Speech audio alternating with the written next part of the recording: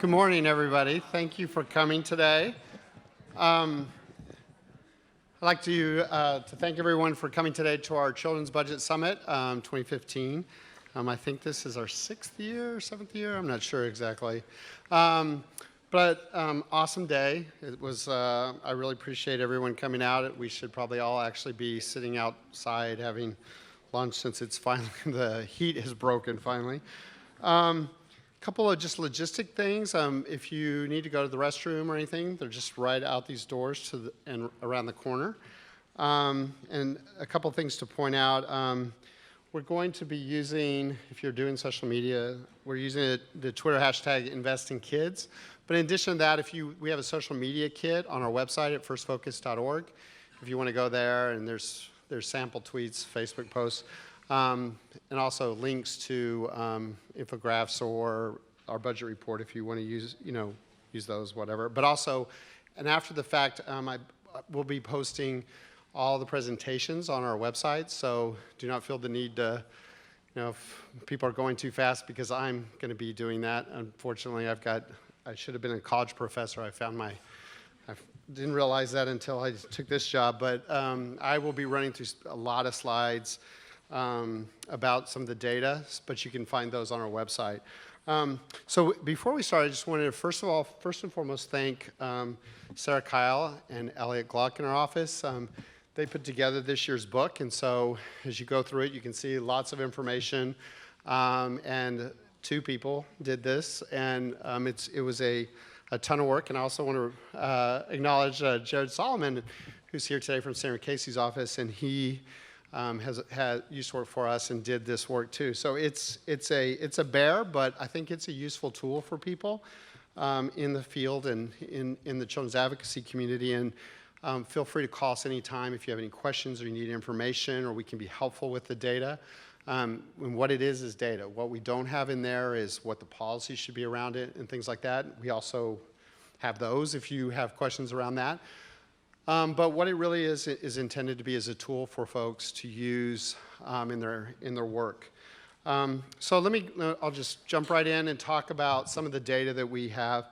So the first and foremost kind of top line issue for you to know is that the share of federal spending for kids has now dropped below 8%. And so what we see here is it's at 7.89%. And it shows a continuing downward trend. We had a little bit of a bump kind of in 2013, 2014 when sequestration was eased. And that's an important thing to note because discretionary spending for kids, discretionary spending caps due to sequestration disproportionately hit kids. And you can see that when you lifted the caps, actually the share of spending went up. So what you can see though, of course, is that over the 5-year period, the share of spending for kids have dropped by over 7%. And back to the sort of discretionary investment, the discretionary spending issue, this is a discretionary spending chart. You can see that over between 2011 and 2015, the share of spending for kids on an inflation-adjusted basis dropped by over 9% and overall 4%. So what this really shows is that not only, some people might say, well, the federal budget, people are squeezing it because of deficits, but the fact of the matter is what this shows is kids are disproportionately taking the brunt of those cuts or freezes and sequestration. So over the 5-year period between 2010 and 2015, discretionary spending for kids is down 11.6% on an inflation-adjusted basis, and you can see the numbers there. And then I want to talk about a few specific issues. So education is an example of this. And so we had No Child Left Behind when it passed. There was an initial increase in funding for education. So what we've done is imposed standards and all kinds of things on state and local governments and schools. But what you can see is that funding for kids in education has dropped pretty dramatically since 2010 by over 16%. And not only is this is a federal cuts, but even more important is state and local government cuts have also been occurring. And there's a chart on our website that shows that as well. And the Center on Budget has a great data on sort of the level of cuts at the state and local level in states.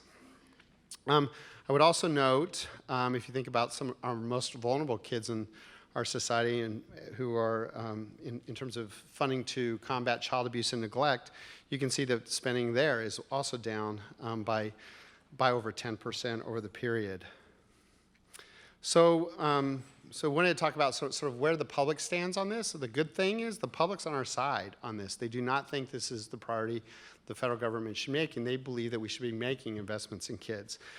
And so first and foremost, this is a poll by American Viewpoint. They're a Republican polling firm, and they show that over 2/3 of people are not confident that life for children in the next generation, will be better off than it has been for us.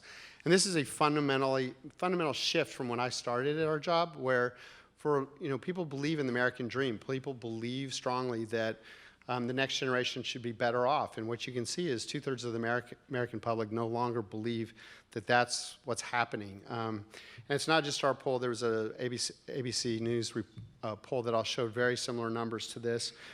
And you can see it's bipartisan. This is not a great chart in this kind of room, but what you can see is Republicans by 80 to 18% believe this. And so even more strongly are concerned about how the next generation fares. So it's a tripartisan issue for people. But also we asked the question of people, American Viewpoint was very interested in the fact that we know in polling that if you ask people, do you support kids, people say yeah. And so the question is what's the depth of that support?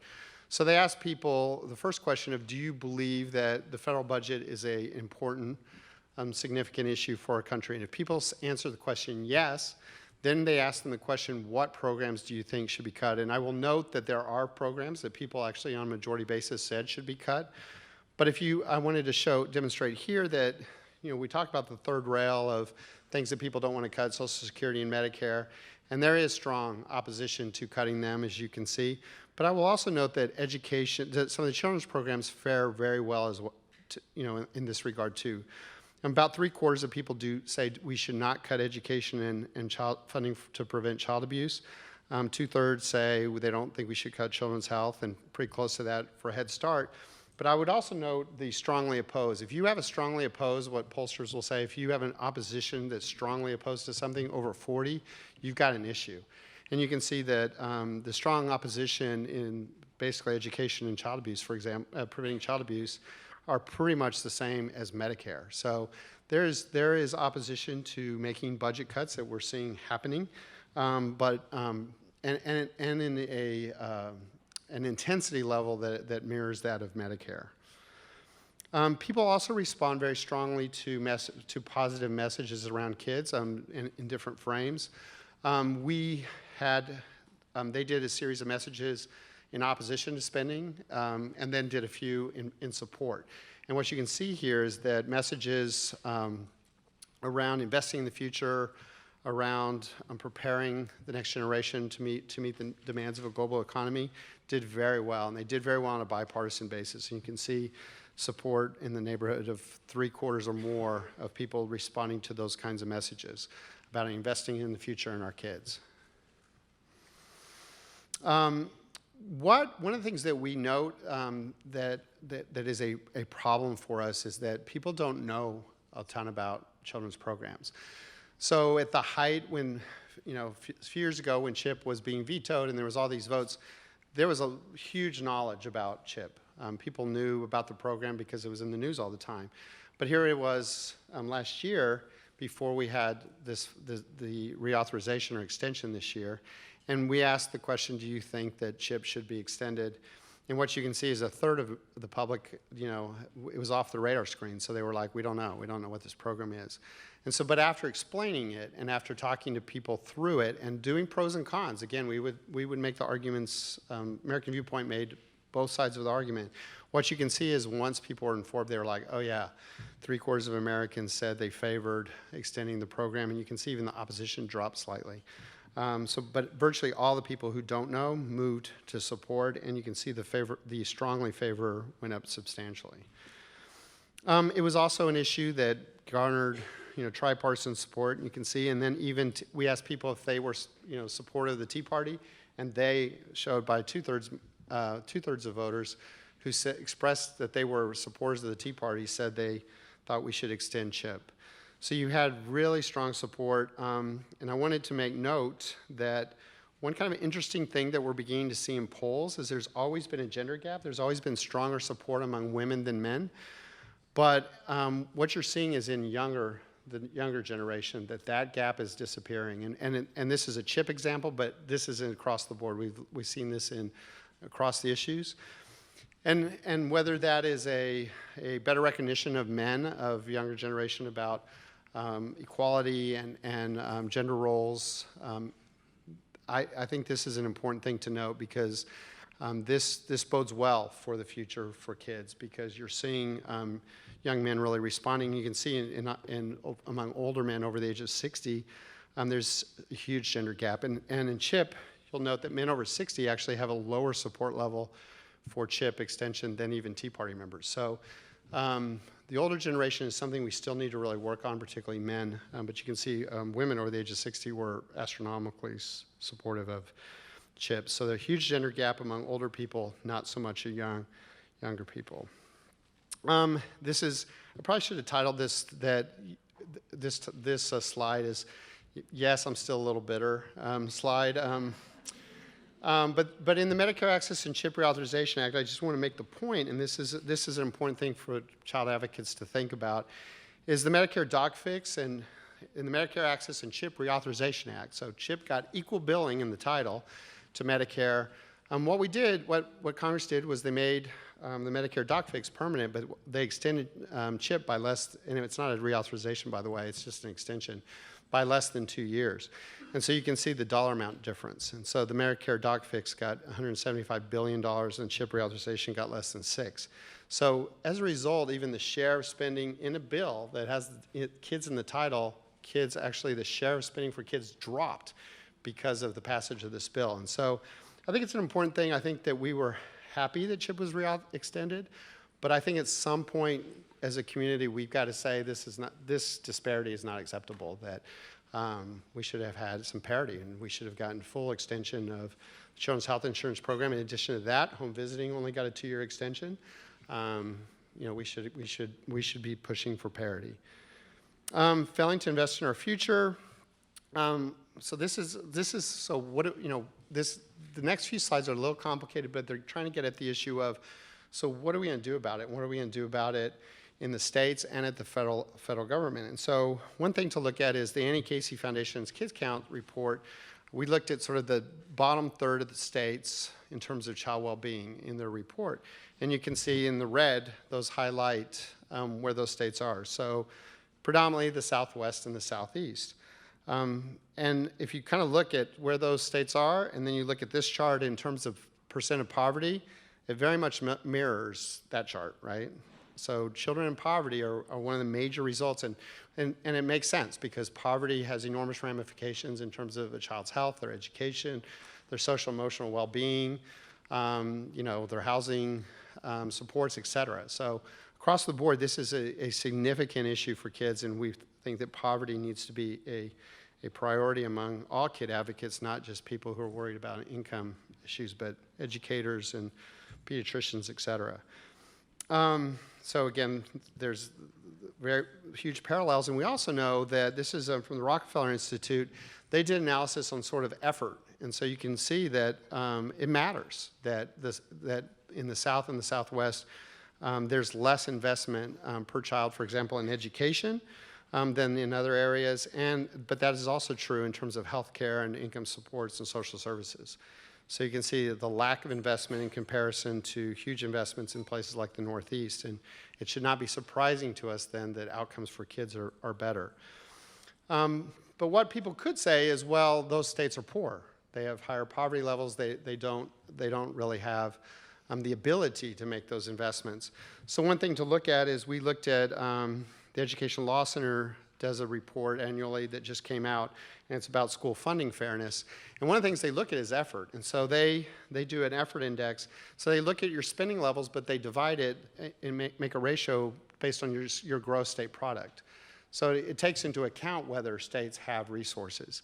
So what they did was then do that and then do a grade. They did a scale of A through F about where states fall on And it's the investments divided by their ability to pay. So some states who don't make a lot of investments but are poor and don't have any resources, they actually don't come out as poorly in this index. So what's happening with effort? And what you can see is that, first of all, in the kids count, you can see the states do very poorly there. So not only are the states poor, but they're not making much of an effort. You see 2 states getting A's, 2 getting B's, 4 getting C's, 1 a D, and 7 F's in terms of their effort. So it's not just a matter that they're poor, they're also not making significant effort in terms of supporting kids. This comes from William Fry. He's at Brookings, and he did a report on diversity and racial disparities. And what he looked at was sort of what are the states that have a racial generation gap, and that is that there is higher proportions of young people who are minority versus older people. So basically, what's the gap there? And you can see states like Arizona are off the charts, 41% gap. So I looked at sort of the top, how many is that? I think that's 16. I think the same number of states that were in the Annie Casey state to say, is there also something there? Is there because of this generation, this racial generation gap, is there something going on there? And is it resulting in some lack of investment in kids? And the answer to that is yes, but I'll start off with a quote from Steve Murdoch. He was the Census Bureau director in the Bush administration, and Michael Klein and Mary Zay. And they note that the future of areas such as the Southwest and of the nation as a whole may be markedly affected by the extent by which its older populations are willing to step forward to support its increasingly diverse youth. What's clearly evident is that the future of the Southwest and the United States as a whole is increasingly tied to the future of its minority populations. And I won't read the whole quote, but what they're really talking to is half of the growth in the nation between 2000 and 2010 were in the state of Texas. And so if states like that, where we're seeing the bulk of the growth, the Southwest particularly, are not making investments in kid, it does not bode well for the future. And so we really need to make a change there and really turn that tide. I don't know why I have that chart again. So one of the things we wanted to do is look and say, okay, so these states that have a high cultural gap, there's been studies that show, for example, that in states where there is a racial generation gap, that there is less investment in education, for example. And so we wanted to look at that here. And so looked at the top third states who have the highest gap, and how are they doing? And what you can see is very poorly. Only 2 of these states got A's, 1 B, 2 C's, 1 D, 10 F's. Lots of overlap with the Annie Casey states, but even with that difference, these states actually even did worse. So they may have better child outcomes because they're wealthier as a whole than the other states that were in the Annie Casey states. But on the other hand, their effort is worse, even worse than those states. So some key takeaways, I think, for us in this is that poor states make a poor effort and have poor outcomes. States with large racial generation gap make even worse effort. And as a result, what do we do about it? And I think that one thing that we would make the point of, and I think many of the people in this room would share, is there remains a critically important role for the federal government to play here in investing in kids in order to combat inequity and disparities among kids in our nation in and between states. If Mississippi is poor and can't we care about those kids, and those kids are disproportionately African American, for example, or I used to work for Sarah Bingham from New Mexico. Those kids are disproportionately Hispanic. It's a very poor state. So there remains an important role for the federal government to play here in helping those kids. And last, William Fry, to quote him in his book, The Diversity Explosion, and I think he does an amazing analysis of sort of where things are going in terms of demographics, and he comes away in a positive way. He thinks that we can do this. And as he says, a growing, diverse, globally connected minority population will be absolutely necessary to infuse the aging American labor force with vitality and to sustain populations in many parts of the country that are facing population declines. Rather than being feared, America's new diversity, poised to reinvigorate the country at a time when other developed nations are facing advanced aging and population loss, can be celebrated. And so he welcomes this diversity, he welcomes immigration. I think that this is something we need to really be thinking about and educating people about the importance of making these investments in our next generation. And last, before I turn it over to Patrick, I just want to say that again, the public supports where we're standing from. And so here's some data on kind of even just a few issues. So the idea of cutting child poverty in half in America, you can see very large support. And again, if the intensity level's over 40, you've got an issue. And it's at 68. Extending the child tax credits. Those are expiring in 2017. Those make a huge dent in terms of supporting families in low incomes. And those are have intensity level at 69%. Adopting a children's budget, a very kind of boring issue, right? Like, why would the public have an intensity around that? And you can see the intensity level still is high. Or adopting a bipartisan children's commission. This would be very much like what happened in the early 1990s that sort of led to the child tax credit and CHIP to be enacted. So what we do want to do is promote an agenda that has long-term positive change for kids, and these are 4 of those kinds of things that would have. With that, do we have time for a few questions? Yeah, so if anyone has any questions, and then I can turn it over to Patrick. Any questions? Sorry, it was a lot of number dumping. Again, we'll have my slides up on our website, and all this much of this information is in the children's budget book. Yes, Bill. Bruce, thanks for a very educational presentation. And similar question I think I asked in the past, but how do you think we can mobilize this public support for all these positive things into legislative change? Yeah, I think that a couple of things. I think I think we need to build a movement, and I think as a community we need to come together across areas. I think it was huge that, for example, even in the extension of CHIP, that nearly 1,600 groups signed on to that, and it wasn't just the Academy of Pediatrics and First Focus and like the usual suspects that you would think on something like that. I mean, everybody in the children's community signed that letter for there to be 1,600 names, and I think that needs to happen in each issue area. So we have the Child Nutrition Act coming up later this year. The health people need to be supporting the nutrition people and vice versa. So I think that needs to happen. But I also think fundamentally, I think educating people about it really does change people's minds, and that's a goal that we need to continue to make. And the problem is we have a huge country, and that's really hard, but I think a benefit that we have now is social media. Social media provides us an opportunity to really to reach people that normally, as advocates, it would have been very difficult to reach. And so really engaging bloggers and mom bloggers, dad bloggers, and the great thing is people like the Academy of Pediatrics have made things like poverty a huge piece of their agenda as well, recognizing the importance of that to health. So doing those cross work together, I think, is key. So, yes. Thank you, Bruce. And first focus. Robert Mahaffey. There you go. Hey, Bruce. How are you? Robert Mahaffey with the Rural School and Community Trust and president of the organizations concerned about rural education.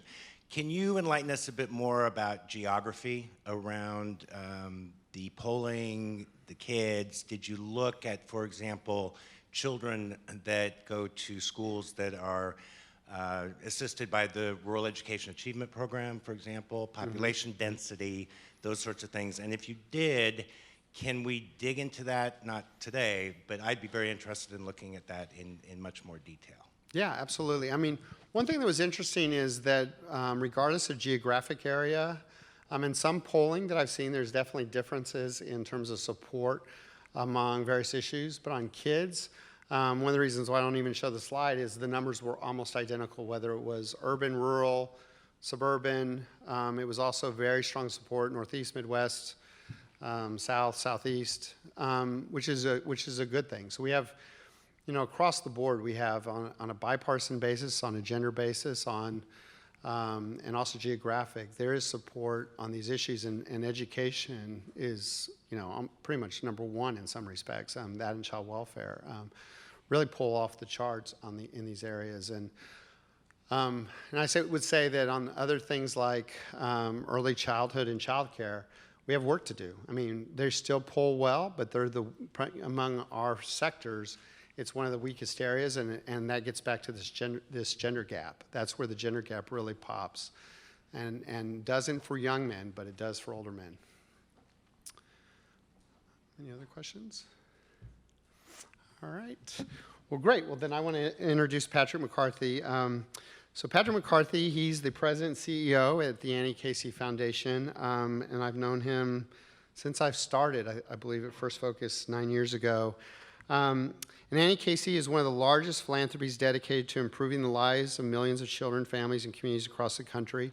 Under his leadership, Annie Casey publishes Kids Count, which I referenced earlier, annually, and it provides data and statistics on the educational, social, economic, and physical well-being of children.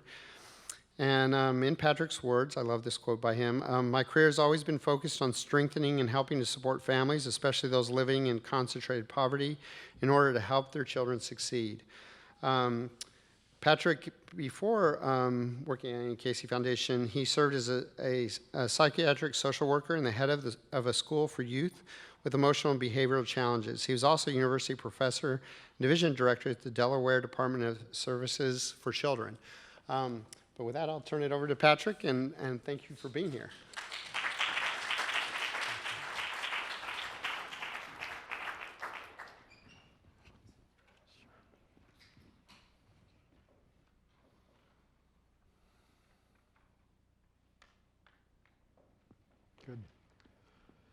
Good afternoon, everybody. We are a nation that is absolutely obsessed with economic indicators, except on those things that actually really predict our long-term economic future, the well-being of our children. Successful businesses and organizations usually look 25 years out, and then they make the investments needed to put their organizations in position to succeed 25 years down the road.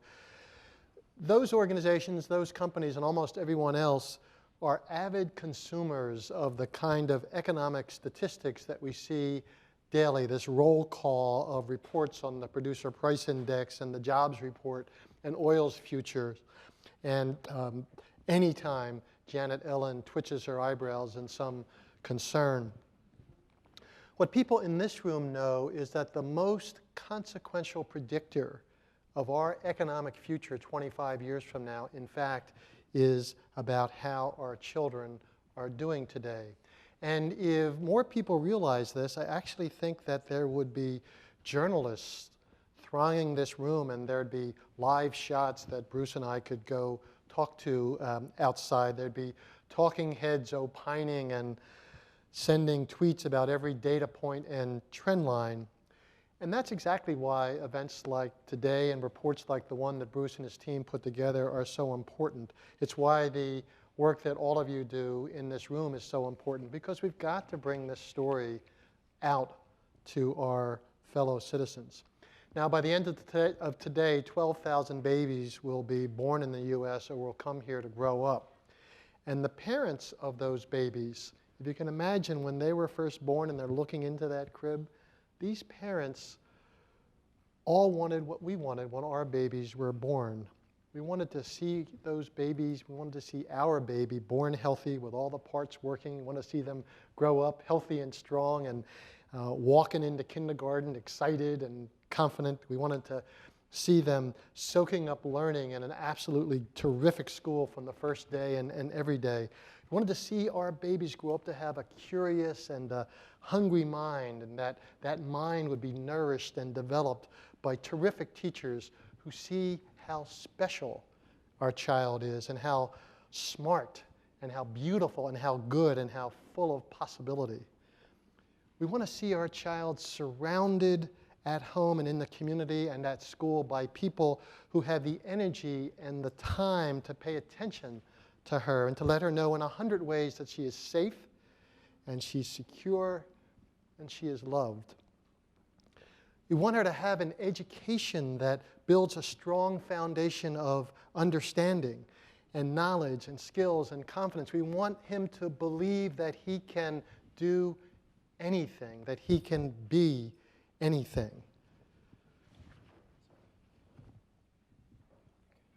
Okay then, sorry about that.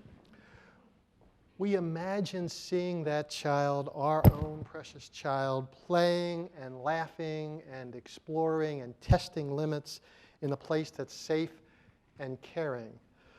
A world with enough tolerance and understanding that he'll be encouraged to take risks, and it'll be okay if he goes a bit off track. It'll be okay if he makes some mistakes. He'll be all right. He can learn and he can grow from those mistakes.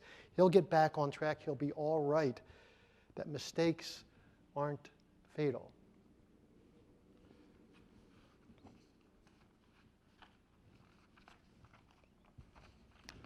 What happens to those dreams if that child is born into a community that's been left out, shut out, and closed off from the incredible wealth of this country? What happens to the dreams of the parents of those children? Well, it means having your energy sapped while you try to hold down 2 jobs with changing hours and low pay and no future and constant worrying and facing impossible choices every single day about how to stretch money that just won't stretch. How do you pay the rent or buy food? Do you pay the doctor's bills, or do you buy a warm coat or shoes? Do you fix the car? And how do you make sure your child doesn't feel cheated and worthless because you can't afford to buy him an occasional special gift that lets him know that he is truly special? It means you're cheated of your chance to be your best self because you're exhausted and you're anxious and you're overwhelmed because there are no good choices in that list. There's no good answer to that. And if your kids get sick, or if you get sick, if you have to miss work, you might get fired and you certainly won't get paid. It means spending hours in the emergency room because your child has asthma and the landlord won't do anything to clean up the mold or the dust. And you can't get a doctor's appointment because you don't have insurance. And even if you could get a doctor's appointment, you already owe the doctor and you can't afford to pay him. It means seeing your child go to a school day after day where every rundown room says, "We don't care about you," where she has 10-year-old books and no paper and pencils, much less art supplies or a computer, and it's too hot in the fall and in the spring, and it's too cold in the winter, and every day she has to rely on teachers who themselves are beaten down and discouraged and as hopeless as you are. It means not letting your child play outside because there is no place to play, and anyway, it's not safe out there. It means being surrounded by too many of your own family members and too many of your neighbors who have been denied opportunity and hope, denied their claim to basic human dignity, and so they don't have hope or a sense of their own opportunity or a belief in their own dignity, and they don't have optimism to pass on to your child.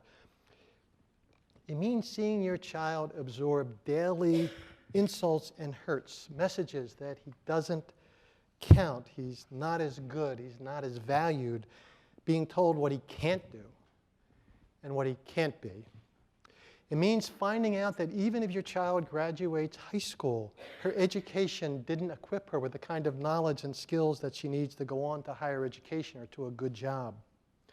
And it means living with the knowledge that in every encounter with power, your child will ultimately lose, whether that means losing out on a better chance or not getting something he needs to make a life for himself, finding himself stopped on the street and frisked for no good reason, or shuttled from foster home to group home to foster home, or locked away, or losing his very life because his life is not as highly valued and power doesn't see the beautiful, good, special child that you love. So what would a better path, a brighter future look like for all these babies? We know that certain milestones are absolutely critical for their long-term success. We know that being born at a healthy birth weight and attending preschool from 3 to 5, reading proficiently by 3rd grade, being proficient in math by 8th grade, avoiding teen pregnancy and finishing high school on time, being in school or working as a young adult, and finally getting at least an associate's degree by the time she's 25. But even before we can see these babies start along those pathways, on the day that they are born, many, many, many, too many children are weighted down because no one that they live with has a high school diploma. They'll go home from the hospital to neighborhoods of concentrated poverty. They'll be born into single-parent families, and the families who take them home will be low income. And all of this is going to make it very, very hard and very tough for these kids to progress along that pathway. Now, last year, the Annie E. Casey Foundation released a report called Race for Results. And we developed an index to actually track how our children are doing across these milestones from birth all the way to adulthood. And you can see from the next slide that we have a long, long way to go. In fact, there is no group of children in the country who scored perfectly or even close to perfect on this score. It's a score of 0 to 1,000, where the higher the score, it means that you are more likely hitting each of the milestones that I talked about. And remember, these are not fancy, incredible milestones. These are basic milestones like reading by 3rd grade, graduating high school. Now, if you really want to know how we're doing on seeing our children meet these milestones and how each racial and ethnic group is doing on each of the states in the nation, I would highly recommend downloading this report, Race for Results, from our website.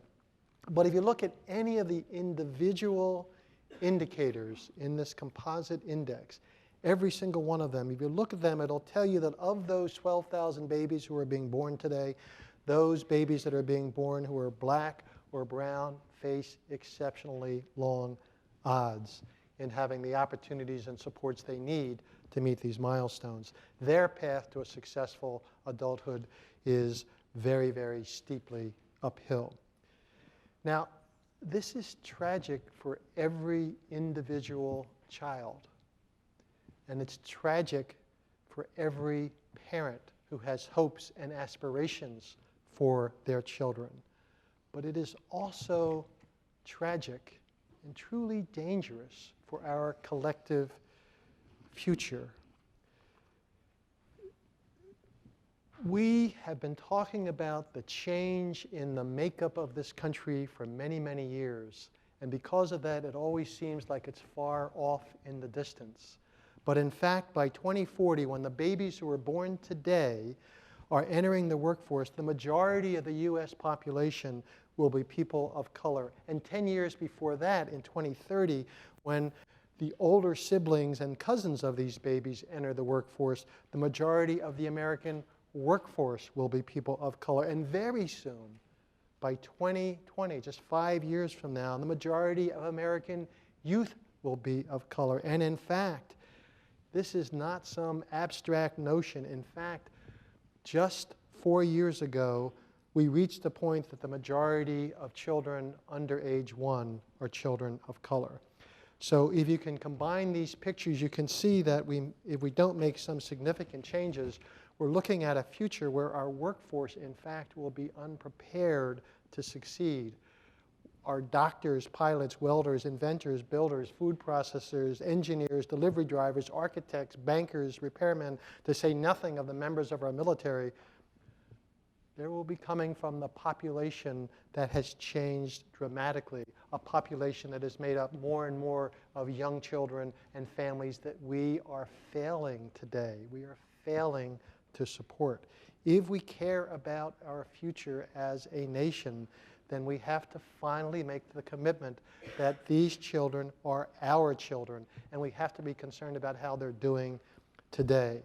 And clearly, a federal government that devotes less than 8% to the nation's children is not making the kind of investments that we need to ensure that our children will succeed.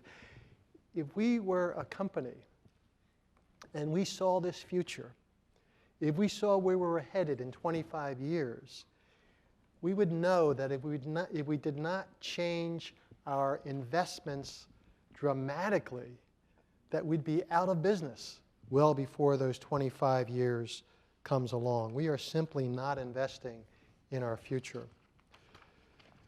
Now, unfortunately, the picture of how kids are doing today is a pretty good predictor of how they're going to do over time. And why is that? Because in this country, economic mobility is no longer a reliable path to a better future. As most of you know, the US ranks 27th out of 31 developed countries in social mobility. A poor child born today in poverty is 5 times more likely to remain in poverty than a child who's born into wealth to fall into poverty. So we can't depend on these traditional patterns of mobility to boost them. We actually have to make investments and help them move along this pathway. So as Bruce noted in his opening remarks, the news in this children's budget is not good when it comes to federal investments in children.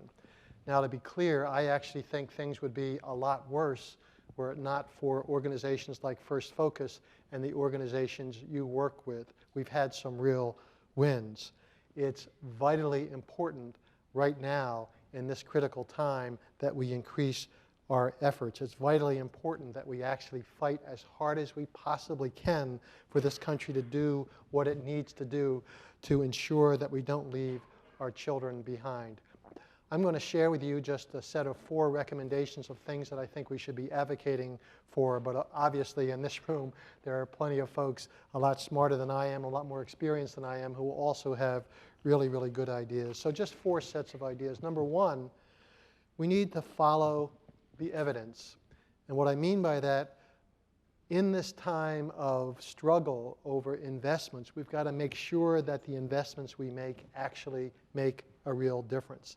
The evidence building itself is something that's important. We need to invest in research to make sure we're making good choices. Now, something people don't usually talk about when we talk about following the evidence is being honest about what we're doing that is costing billions and billions of dollars, and not only is not working, you can have an argument about that, but where we've got research study after research study after research study that shows that it's actually harming children and sucking the life out of our future.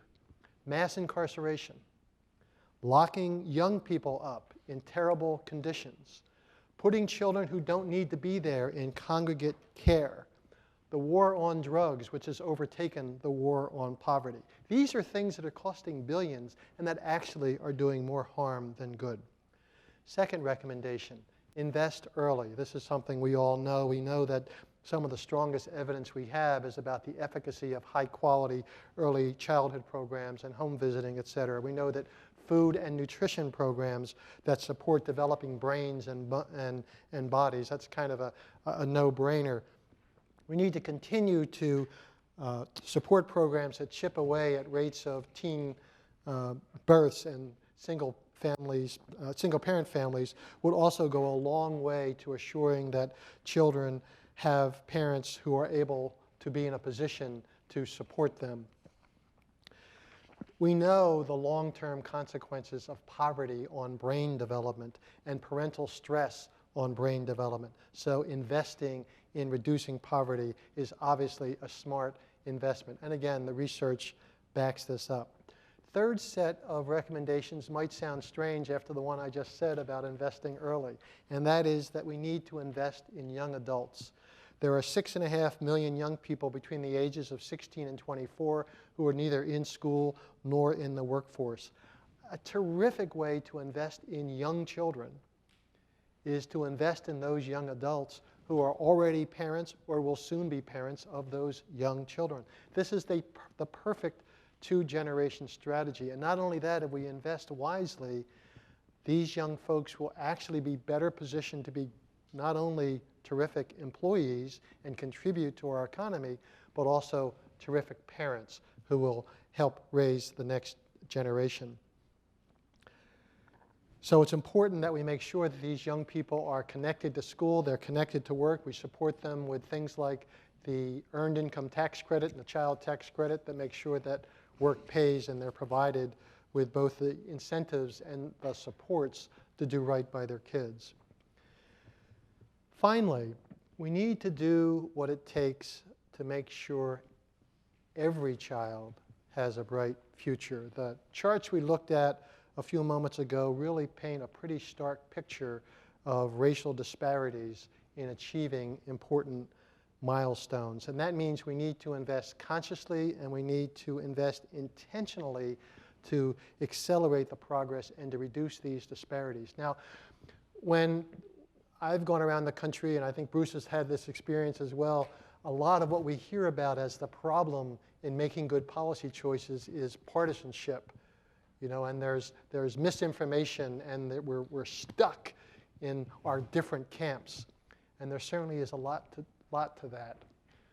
But I would argue that an even bigger problem, and a problem that we need to take on if we're going to make a difference, is that in this country it's very difficult to talk honestly and directly about race, about racism, and about the legacy of these hundreds of years of disadvantage that we have brought forward. If we do not finally take the decision to talk honestly about race and then to invest wisely to begin to address these racial disparities, we are not going to succeed as a country. We are there today. We can't put it off any longer. I believe every one of these babies deserves to thrive and to succeed. Our nation's future obviously depends on it. So we need to make choices. We need to make choices right now. The work you do every day is critical. Policy matters. Investments make a difference. Organizations like First Focus and the organizations you work for are obviously essential to point the way forward. But we also have to come together as a community of advocates. We've got to unite together on the things that are most important. We've got to support each other and not worry about who gets the credit or who gets the attention or who gets the soundbite. But instead, we've got to come together and say, okay, what's most important? And how do we organize ourselves so that the policymakers hear a single, insistent voice that says, make this choice, that's a good choice, that's an important choice to make.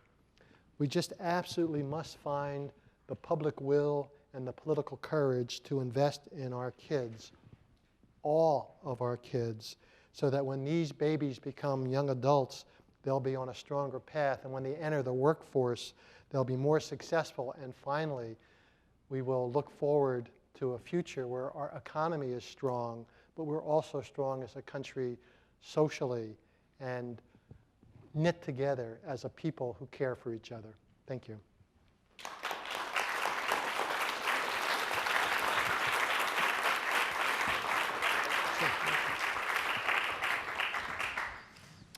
Any questions from the audience?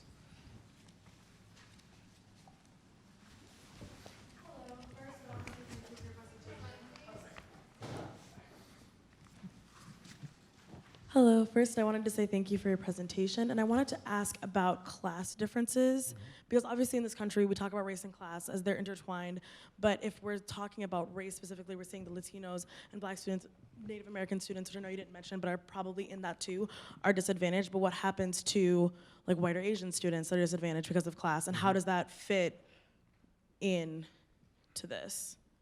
You know, it's a terrific question, and I wish this group was just a little bit smaller so we could get into a dialogue about it. You know, I think this is one of those classic both-and situations, right? So we know that African American, Latino, and some Asian American groups and Native Americans throughout the income spectrum experience worse outcomes because of the legacy of racism and the way we tend to think and treat people who are different from ourselves as somehow other, right? So across class levels, we certainly have groups that suffer worse outcomes and have less opportunity despite those class differences. Having said that, there's also no question that the 45% of children who are growing up in low-income families, regardless of their racial background, are facing very serious kinds of problems. And we see it in the outcomes that these young children are experiencing. In fact, I think we've seen, and I think this is an opportunity to bring the left and the right together, I think we've seen that some of the issues and social problems that too often were codes for basically racial stereotyping, we are now seeing exactly those kinds of social problems. We have for years those kinds of social problems among white families that are now experiencing some of the same kinds of economic barriers that African American families, Latino families, some Asian American communities, and Native Americans have experienced for decades. And maybe that does give us a chance to open up this conversation and have a more honest conversation about what's really going on.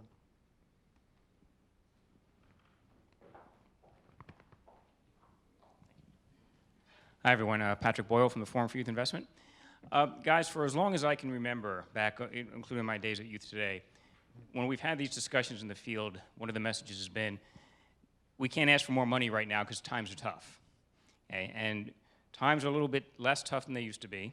Congress is considering more money for transportation infrastructure, et cetera. So Patrick, especially hearing some of your recommendations, I'm wondering, are we at the point where we're telling people in this room, yes, go ask for more money in the state capitol and here in DC? Yeah, so I think this is both a strategic and a tactical question, right? So the strategic question is, we make the case through publications such as these that overall our investment in children is falling behind, and yes, we need to invest more money. And I think not only the data from the report itself, but the polling data is incredibly useful as ammunition when we go to policymakers. Look, this is what your constituents want. To me, that's a strategic question, and there's no doubt that we need to invest more. But then you get to the tactical question. So in a particular conversation in a particular state or with a particular policymaker at the national level, we have to ask ourselves the question, is this the time to make the case just for more money, or is this the time to make the case to use the money that's already there in a very different way, which will then open up the credibility to invest more? Let me give you one quick example. The way the federal government reimburses states for child welfare is based on an old formula based on AFTC. We know that, right? And certain kinds of child welfare activities are covered in that reimbursement and other kinds are not. Now, one of the things that we see around the country is that many children stay in foster care for years and years and years. We see many children who are put in congregate care, even though almost half of the kids in congregate care literally have no mental health or other kind of behavioral problem that would predict they need to be in congregate care. Almost half.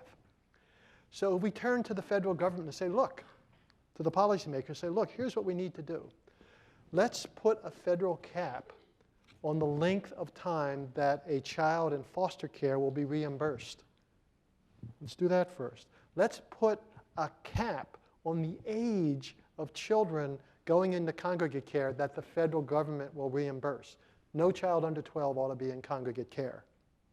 Let's put a cap on the length of time that a child can be in congregate care. And then let's take the federal money, reimbursement money that we save by doing that, and let's invest in kinship care and in foster care and in prevention and in early intervention. And the obvious question is going to be, well, all that's well and good, but are we spending enough on child welfare? We're not. But until we address those problems, it's very difficult to make the case, in my mind, that we ought to increase investments if all it's going to do is increase investments in things, some of which actually are not good for kids. So it's more the tactical kind of response that I would have.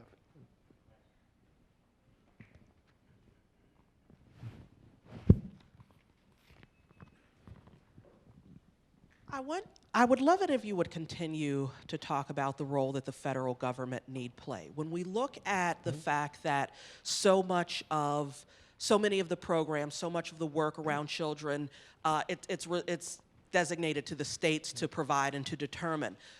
As we Americans go to elect a new president next year and have that national federal stage at our feet, particularly those of us who are covering this issue at the national level, what are the questions we need to be asking? What are the programs we need to be pointing to ask those who would lead this country their opinions so that we can advance all American children? That's a great question. Again, I wish we had a much smaller group so we could engage in a dialogue about it, because something tells me you've got some ideas about this, which I would love to hear. But I'll share just some of my own thoughts about it. You know, in my view, there is a role for the federal government and for federal budgets to play in partnership with state budgets and state programming. The federal budget does very, very well. The payoff is very, very high when we use things like earned income tax credit, child tax credit, the funding of large-scale entitlement programs, et cetera, the safety net, if you will. When we make that as strong as possible, with the federal government's engagement, we can ensure that that is equal across all of the states. I understand there was some bill passed a couple years ago. It had something to do with health care, where every state would be treated differently. I haven't checked recently to see how that worked out. But that notion that every American should have the right to health insurance and proper care goes to the core of the federal responsibility, I would argue, when it's touching on something as complicated and as costly as health care. You can't allow ourselves to rely on what Mississippi can come up with and say that's just exactly the same as what Maryland or Massachusetts might be able to come up with. At the same time, I think the federal government has a huge role to play in pushing large-scale research and evidence. In fact, at the state level, certainly at the foundation level, the cost of that kind of research and evaluation is just too high. The cost of collecting the data is just too high. I think setting parameters and general boundaries around how federal money ought to be used can actually incentivize positive change. The example I gave of congregate care and having kids in foster care too long, you could also apply similar arguments about incarceration and about substance abuse treatment, et cetera. So the federal government has just an absolutely critical role to play, even though you're exactly right, the bulk of spending on children is with the states. Much of that is education, of course. So we have to do both. We have to advocate at the federal level, of course, but we have to use the network of advocates we have throughout the country in the states, the Kids Count Network, the State Policy Partner Network, the Working Poor Families networks. I could go on, but these, they're no longer called Voices for Children, and I'm blocking on their new name, the Alliance for Children, I believe, the Partnership for Children. We need to work with these networks in kind of a hub and spoke kind of a way. You know, not every one of those individual, sometimes small organizations is going to be able to afford to have a big policy shop and a big analytics shop. But we have in the nation's capital, we have places like First Focus and the Center on Budget and Policy Priorities and FRAC and CLASP, et cetera. We need to have kind of a hub and spoke idea so that when something comes up in one of those states, there's a resource to say, here's what the best evidence tells us about how we move forward. So I think I've wandered pretty far away from your original question, but that's some of the things I think about. I'm sorry? Presidential candidates, what do we need to make them talk about? Just quickly, I know, forgive me. No, it's a great question. You know, we are in a really interesting place.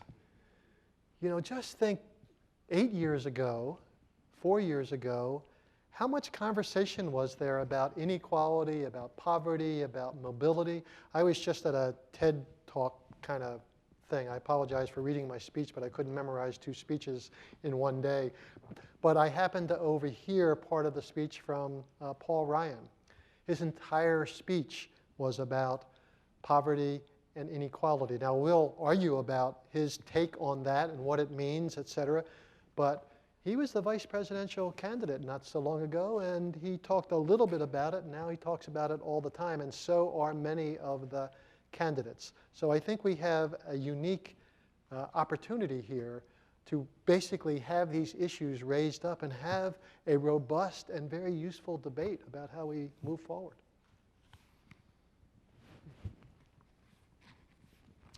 Hi, I'm Maura Keeney, focus on communications around child welfare issues. And I agree with a lot of what you said, particularly with the equity issue, as we see the Ford Foundation now focusing all of their grant making on it and just in the national dialogue. And I'm wondering what you see, what is the disconnect between all these statistics in terms of the demographics and the diversity change, yet the 8%? And is it, you know, an inability to know what are the evidence-based practices that would work, or is it a lack of everyone understanding some of those statistics that are being bandied about? Like, I'm wondering what's the sort of lever, the pressure point that really needs to be jumped on now because of these opportunities and discussions going on that could sort of open up the door to, you know, new policies and new approaches? Well, finally, an easy question, so I'm glad that you raised that. There are a few things that occur to me, some of which I think Bruce really covered rather well, which is when you look at the distribution of the population right now in this country in terms of older populations versus younger populations, I think we start to see that in many states and therefore in many congressional districts, folks are voting their interests, right? And so if you look at the tenor of what folks are listening to, part of it is simple self-interest, the political interest being that don't touch my Medicare, don't touch my Medicaid, don't touch my Social Security, and, you know, my grandchildren live in a different state perhaps, or whatever goes on in people's minds. I think we, and this is a role we all have, I think we are caught in a narrative that we've allowed to become so strong that it's very difficult to root it out. And the narrative is very simple, and it's a deliberate narrative. This didn't happen by choice, by accident. It's simply that government doesn't work. Everything government does goes wrong. The easiest applause line you can get, regardless of your background or party or what you're talking about, is that government is the problem. Big government is the problem. They're taking your money and spending it stupidly. So we've got to fight against that. We also have very strong narratives about people that are seen, at least, as the beneficiaries of some of the kinds of programs and interventions that we think would work. And that narrative is ugly, it's pernicious, it's deep, and we've got to start changing that narrative. Again, hopefully just because, you know, we have more and more folks who are white folks who are finding themselves in tough circumstances, maybe that will open up the conversation somewhat. But that's another part of the issue. I think the evidence piece of it is important in discussing specific programs, but in terms of the mindset that has to shift, and this really isn't about any one particular program, the mindset that has to shift, that it's about investing in the future, and that if we don't do this, our economy will suffer. That mindset shift is about these other kinds of things, having to do with self-interest and the narratives and the stories that we tell ourselves. And that's where you guys work. I mean, that's where what you do becomes so absolutely critical, finding the right frames, the right words, the right partners, speaking in one voice so we can start to shift the narrative. These polling numbers were very encouraging, very encouraging. How do we use this with our policymakers? So. Hi, my name is Kirsten Stewart. I'm at Futures Without Violence. As the name implies, we see an incredibly important role in addressing violence and children's exposure to violence. And I didn't hear much discussion of that. And I know in terms of trying to calculate the violence prevention spending and the children's budget as well, it's difficult. But you know, the Attorney General came out with the Defending Childhood report 2 years ago that documented really clearly, we've seen it in the ACEs work and the toxic stress work, the impacts of exposure to violence and trauma on everything you talked about on sort of that path to adulthood, from parental mental health and substance abuse, that's so much about violence, to whether a child's, you know, able to succeed in preschool, be ready to learn, be reading by 3rd grade. 16 to 24-year-olds experience the highest rates of violence. So can you talk a little bit about, you know, obviously there's a challenge in sort of bringing that forward, and if you could give us suggestions in terms of if there are data that are missing, if there are arguments that are missing, or how do you think we bring it forward more, and obviously in so doing encourage investments in prevention? Yep. So I think you just did a terrific job in framing a missing piece of that. That was a great summary. I just have one. It's a little idea, but maybe you could turn it into something much larger. The Casey Foundation has funded a number of initiatives that have to do with trauma-informed interventions of various types. And one of them actually just makes me think about your comment. One of them is working with foster parents and increasingly with birth parents, but it started with foster parents to help them understand the behavior of the foster children, or in some cases kin children, who came to stay with them, and say, you'll see this behavior and your first impulse is going to be, I've got to really come down hard on that. This is a symptom of a child who's a bad kid, right? And yet the intervention that you're likely to take is actually going to exacerbate the problem because this is a child who's experienced trauma. And so even your angry face may trigger some experience that young person has had. And so we've trained foster parents, and actually in the District of Columbia, they're in the midst of training all of the child welfare workers and everybody who works with children in the child welfare system in DC on this kind of trauma-informed practice. Now, I bring this up in this context because I think so often we think about the kinds of social problems that we see and we go right to some kind of cultural explanation, and it's really a code for a racial explanation or some characterological flaw. If we can figure out how to help people understand that, in fact, the brain, as it develops the entire child development process, can be so hugely affected by trauma and by ACEs, and this is a critical and, the brain is incredibly resilient and elastic, and that with smart interventions, in fact, you can get kids on a much better path. It just might remove some of the ugly narratives that we tell ourselves. So that's a little idea, but I think it's worth kind of playing with a bit. I think that's it. Well, I want to thank you so much, Patrick, for coming today and being with us. Appreciate it. Thank you.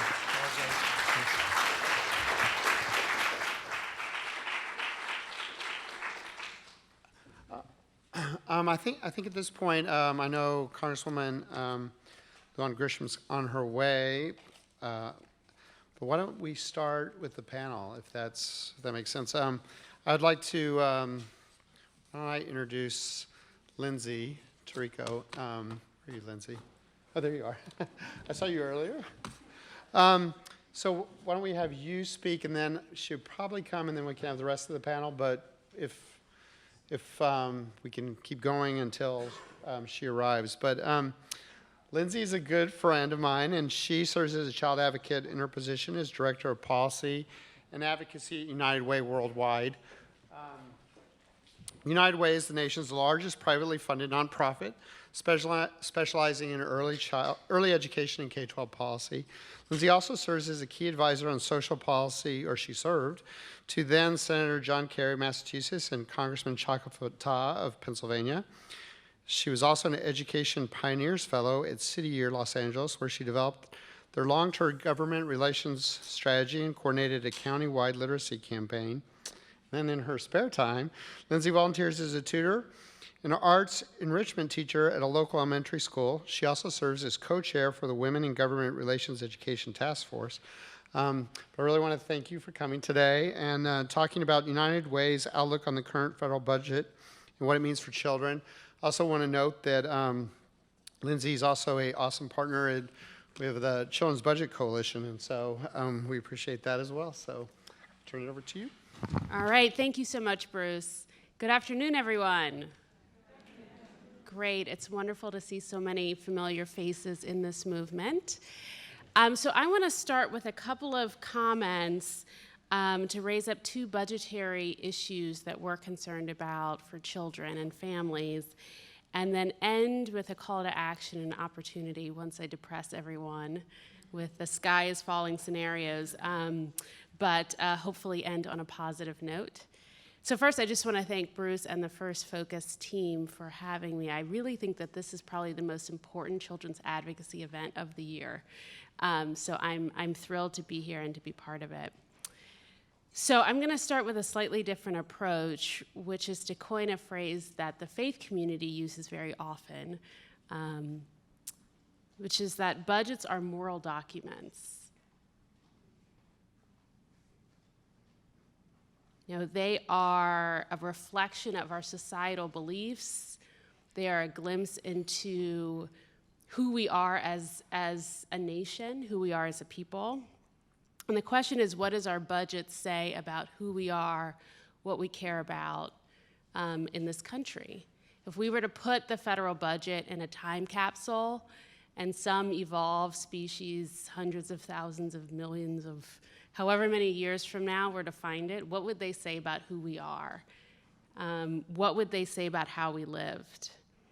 So as we look at the First Focus research, I think it's fairly clear that we're moving in the wrong direction, that we are falling short of prioritizing our young people and investing in our country's future, and we're particularly concerned about that at United Way. So two things that are on our radar screen. One, of course, is the potential government shutdown. And I'm not sure what Nate Silver has said about that recently, or the stock market, or any of these folks that look in their crystal ball. But I think the recent breakdown in negotiations that we're hearing is a huge setback for children and families. You know, I think it was just this week House Democrats sent a letter to Speaker Boehner saying simply that the Republican strategy is going to lead to a government shutdown. And a lot of that has to do with politics, but we see that Republicans and Democrats are beginning to position themselves for a potential government shutdown and playing that blame game that we all know so very well. It's also clear that September 30th is fast approaching, and that these negotiations need to happen very quickly, but currently we are in a holding pattern. So what's the impact on children and youth if we face a government shutdown? It's not crystal clear because it depends on how long a shutdown would happen. We do know from the last government shutdown that happened in 2013 that was 16 days long, that we had about 800,000 public servants out of work. And considering that 75% of Americans live paycheck to paycheck, that can have a significant impact on children and families. We also know that there were dozens of Head Start centers that were closed because their new grant funding did not come in during the government shutdown. So that's one area in particular that we're very concerned about. These are our most vulnerable children and vulnerable communities.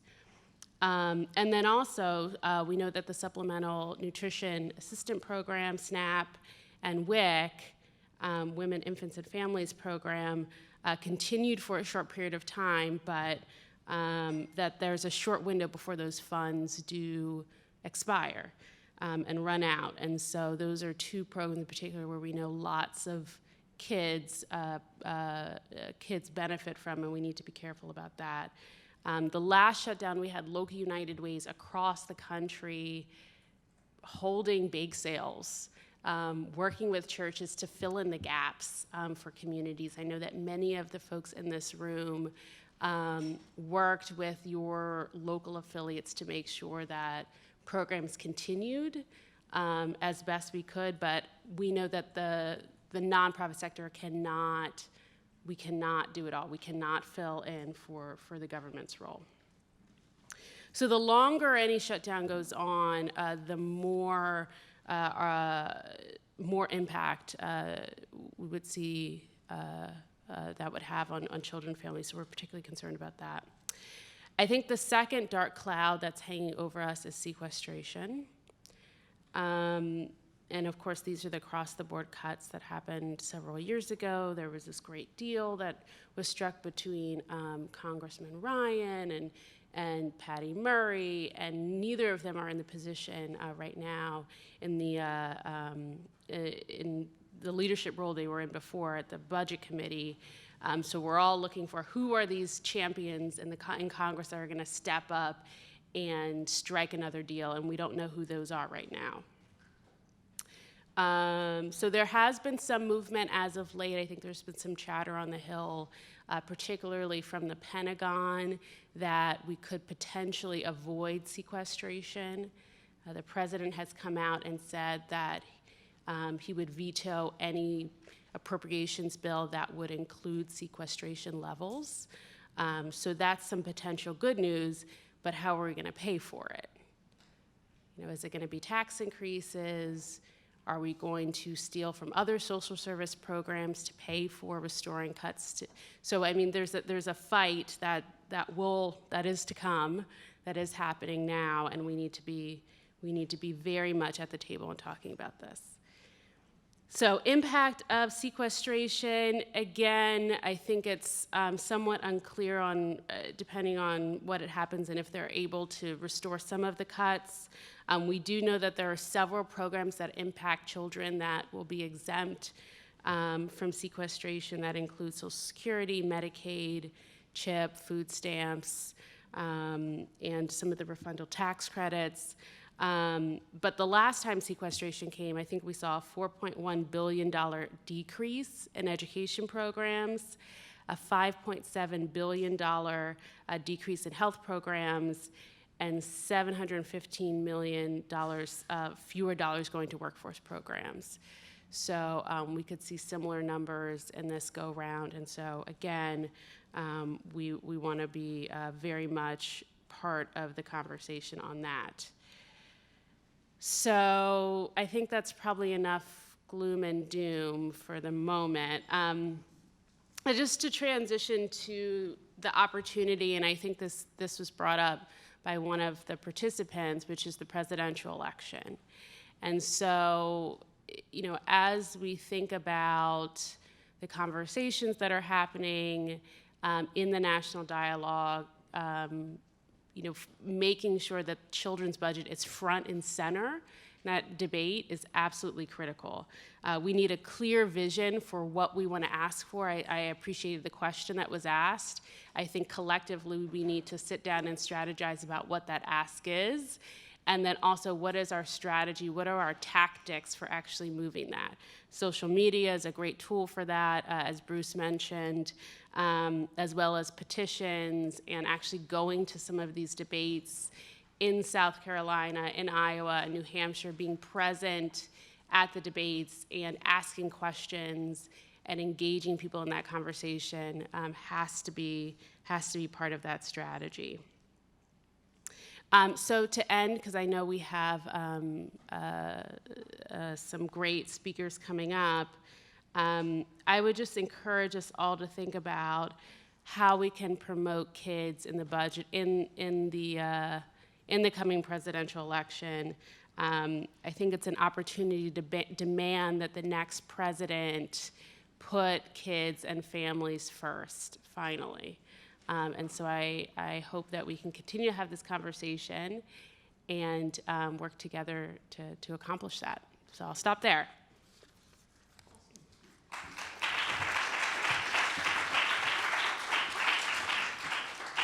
Thanks so much, Lindsay. I will make one note about something that happened today. I mean, the appropriations bills, we're doing analysis on sort of the House and Senate bills and the appropriations bills. But one positive thing that happened today was there's an amendment by Congresswoman Roy Ballard to do funding for the National Academy of Sciences to do a child poverty study, and it passed today on a voice vote. So there's one good piece of news.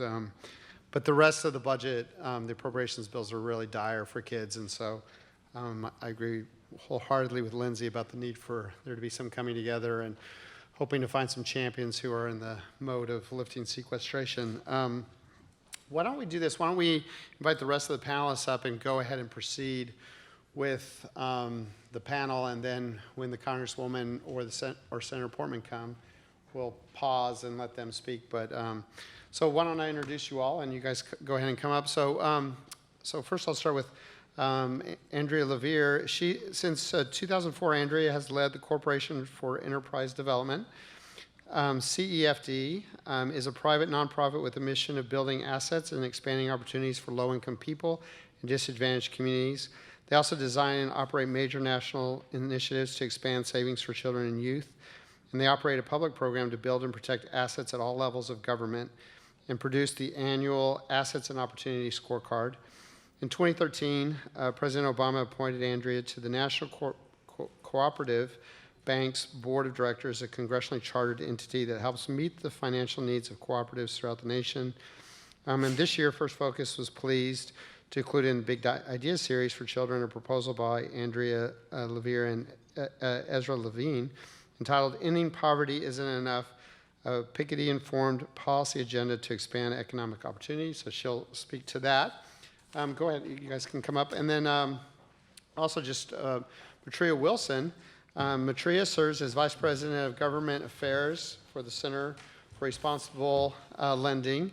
The Center for Responsible Lending is a nonprofit, nonpartisan organization that works to protect home ownership and family wealth by fighting predatory lending practices. Matria has spent the last 15 years working on housing, finance, economic development, wealth inequality, consumer protection, and affordable housing issues. In 2014, Housing Wire magazine named her Woman of Influence for advocacy work on behalf of people of color and working class Americans. She recently spoke at a First Focus Big Ideas briefing on Capitol Hill, where she discussed her proposal on how federal housing policy can be used to address education inequalities, and that's also in our Big Ideas book. And then last but not least is Tiziana Deering. She's a professor, associate professor at the Boston College School of Social Work. She has led multiple anti-poverty organizations, including as CEO for Boston Rising, a fund to end the generational cycle of poverty in Boston. She was also the first woman president of Catholic Charities for the Archdiocese of Boston that served more than 150,000 people a year. She came there from Harvard University, where she led the Hauser Center for Nonprofit Organizations. Professor Deering regularly blogs for the Huffington Post and provides commentary for media outlets such as NPR, MSNBC, and BBC Radio.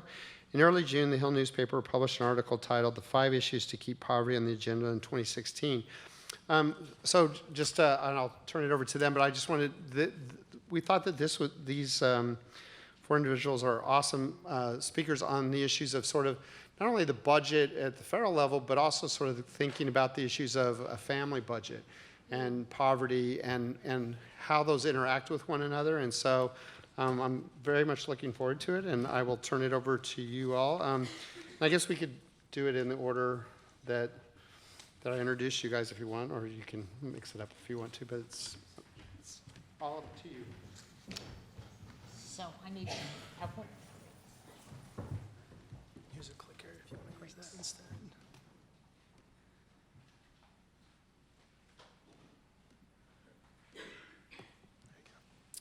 Great.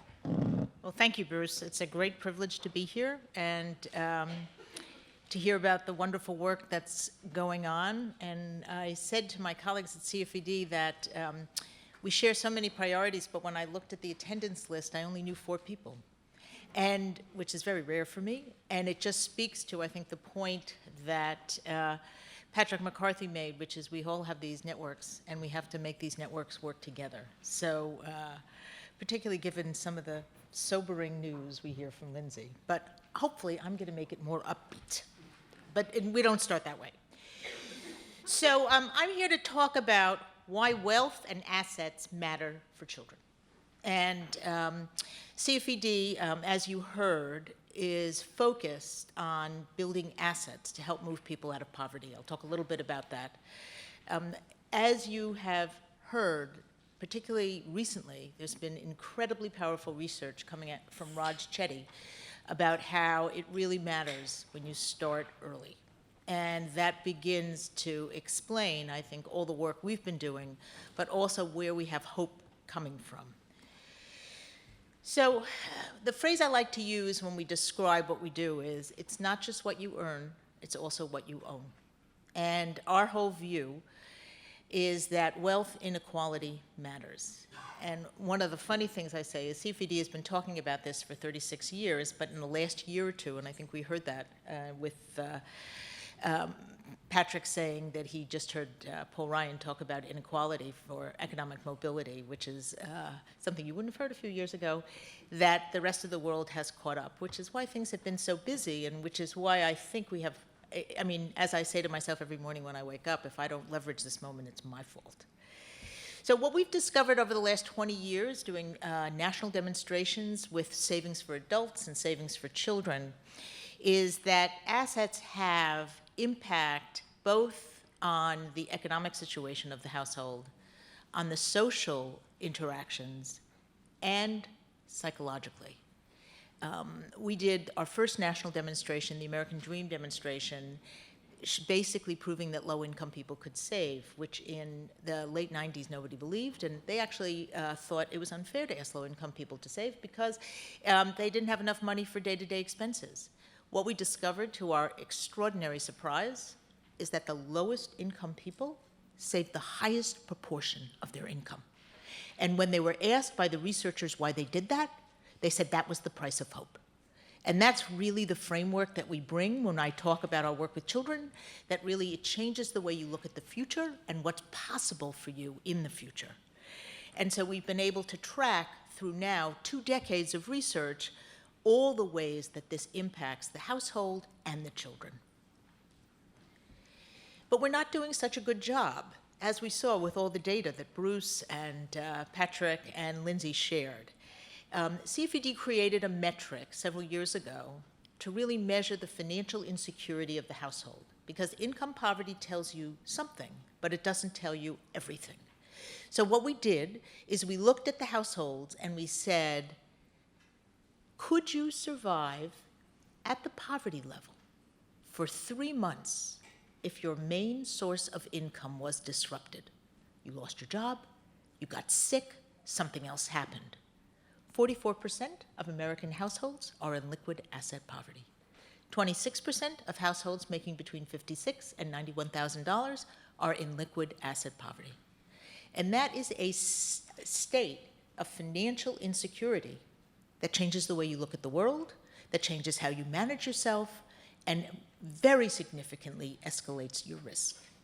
Households with children, 49.6% are in liquid asset poverty.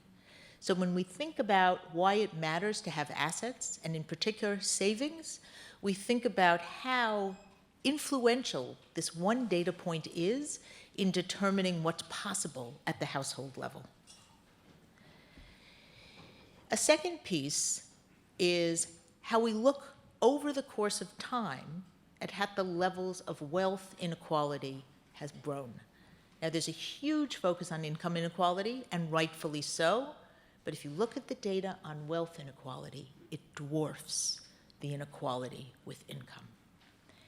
And what this shows you is the top 0.1% have more wealth than the bottom 90% all combined.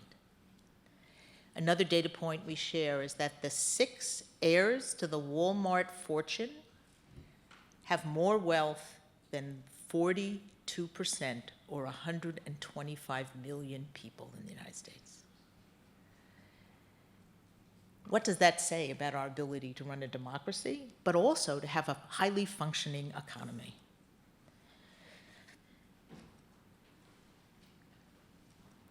So, what causes this? There's a lot of things that cause this. If you've seen Inequality by Robert Reich, you know a whole thing about that.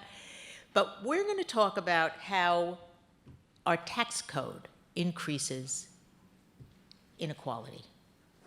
So over the last several years, CFED has published a report called the Upside Down Tax Budget, which is really how we spend our money to build wealth in America.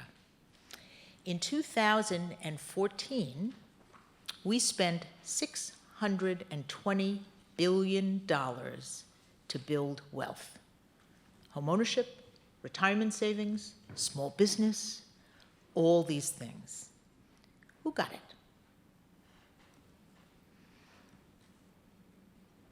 the top 1% of the income distribution got more support from the tax code than the bottom 80% combined. So we think about what would be the most efficient and highest return use of these tax expenditures if we gave our liquid asset poor households savings incentives and matches, which moves them out of a state of insecurity rather than it all going to the top. And what kind of impact could that have? So our favorite little example is that basically on an annual basis, a top income family could use their returns to buy a Cadillac, whereas a lower income person could barely fill the gas. So you see what the top gets, and you see what the bottom gets. Another issue I know many of you look at is even when we have programs that help to move low-income people out of poverty, we have this archaic policy called asset limits. And it's all grounded in the belief that the whole goal of low-income people is fraud, waste, and abuse. And that we should spend enormous energy preventing that when you think about the absolute amount of money that it matters. Several states have eliminated their asset limits and redeployed those folks. Of course, none of this has happened. But one of the issues we constantly get from our partners around the country is how when they do help people build savings, because that's absolutely essential to moving out of poverty, they'll get stopped because a household can't have more than $2,000 in assets and stay on some of the public benefits depending on what the asset limits are in that community.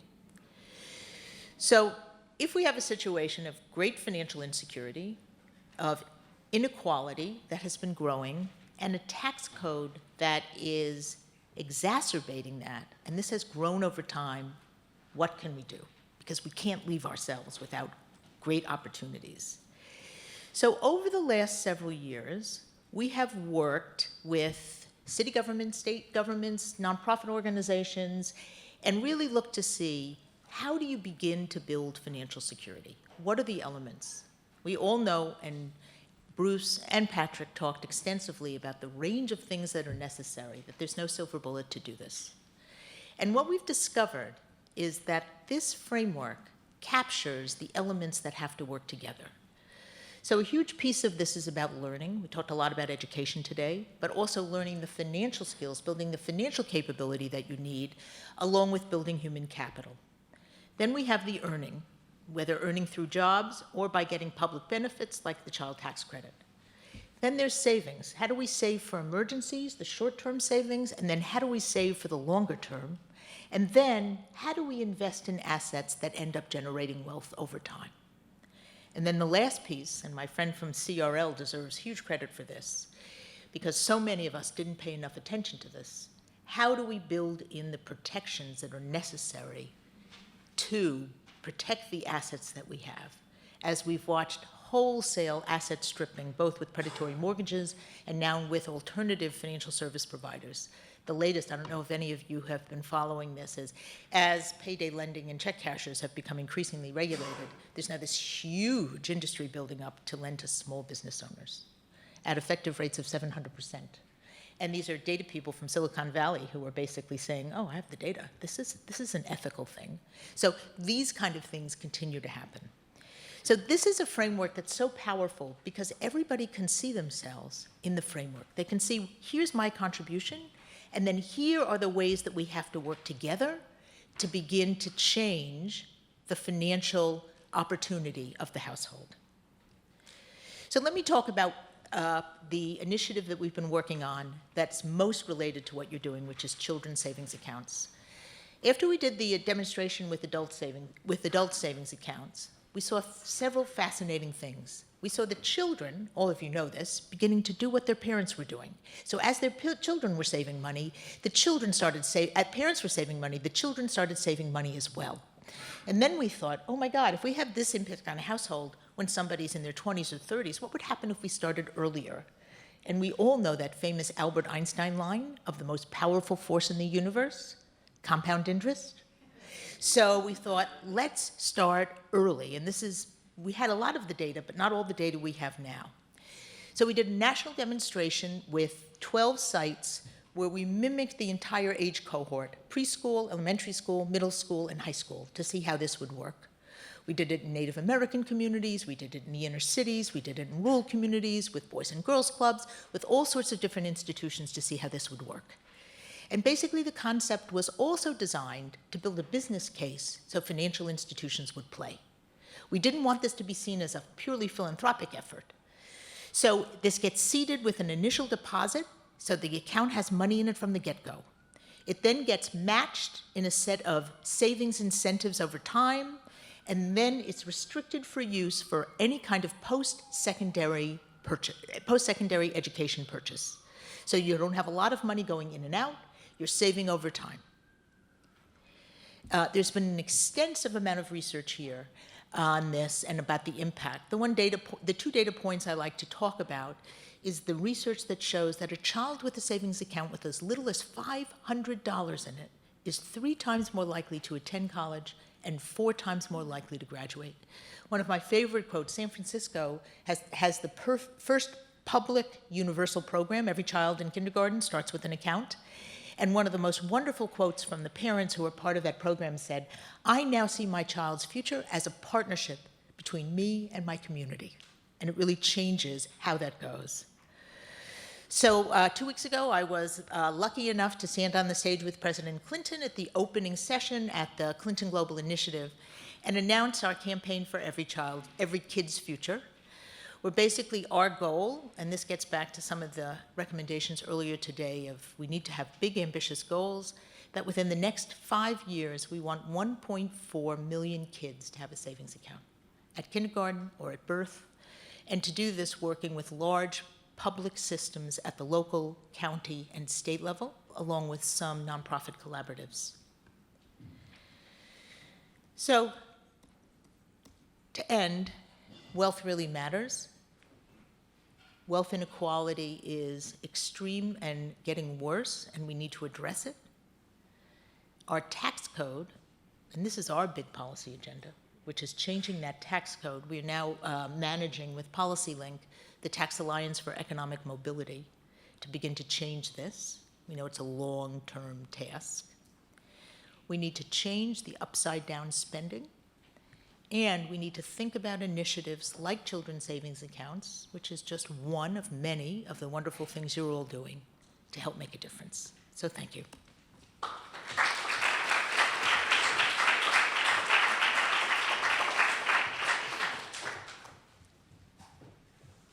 I guess that's my cue. You guys can hear me? Great. Well, good afternoon, and thank you. Thank you. Good afternoon to you, too. How's it going? No. Thank you for the opportunity to be here today. I do a lot of work around housing finance, and so when I was first approached by First Focus, I thought it was a really interesting opportunity to show the correlation between education and housing. And so I want to piggyback off of what Andrea said, about why wealth inequality matters, and then pivot to talking about where wealth comes from in the United States, and that's why housing matters. And so one of the things is, I think about 2 weeks ago, maybe 3 weeks ago, I had the opportunity to speak at a congressional panel that Senator Warren and Congressman Cummings held in Baltimore to talk about just some of the things that had happened in Baltimore and why they had happened and the role that economic inequality played. And one of the most fascinating things when I was actually preparing for those remarks was to see that the children in Baltimore had been studied by Harvard University and actually had a bleaker economic outlook than children in economically distressed cities in Nigeria, South Africa, Pakistan, and China. And if you looked at all the other data that went along with that, you saw that not only was their economic outlook kind of accurate, based on the outcomes that were coming out, but their life expectancies, their educational outcomes, all of those sorts of things were endemic of the situation that the people experience in third world countries. So we know that children are facing some very significant challenges in this country when they do not come from a background of wealth. there is an incredible amount of data that shows that there is a strong correlation between economic mobility and education. So it kind of works like this. If you don't have a college education, your ability to move out of the bottom quartile is about half. So half of people will be able to move out of that bottom quartile, not much further, and then half won't. If you have a college education, then your odds are about 80%, which means it's likely that you're going to move out of the bottom quartile.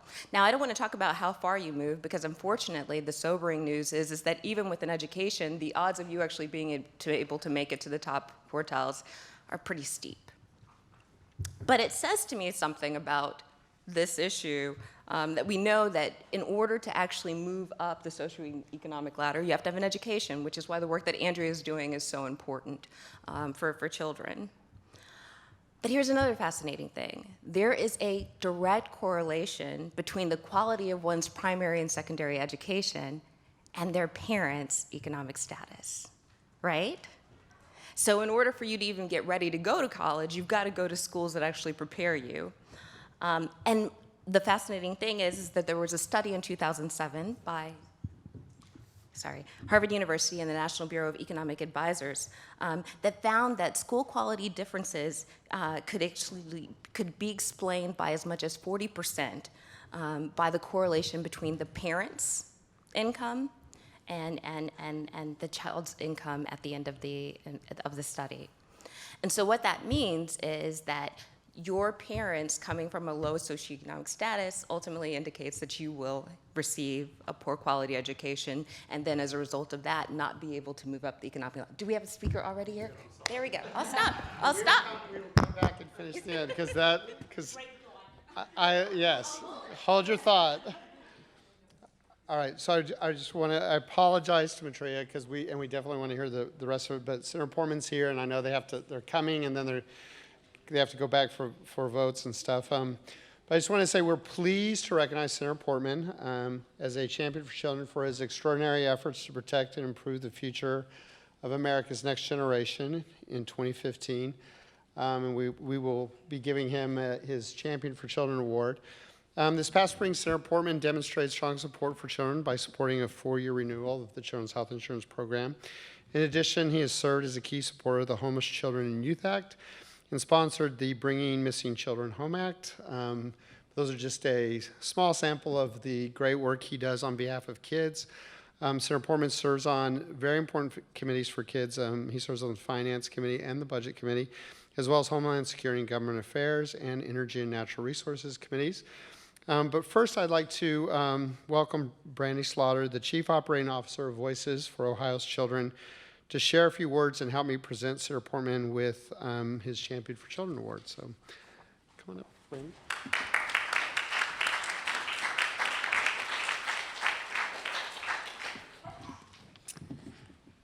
Good afternoon.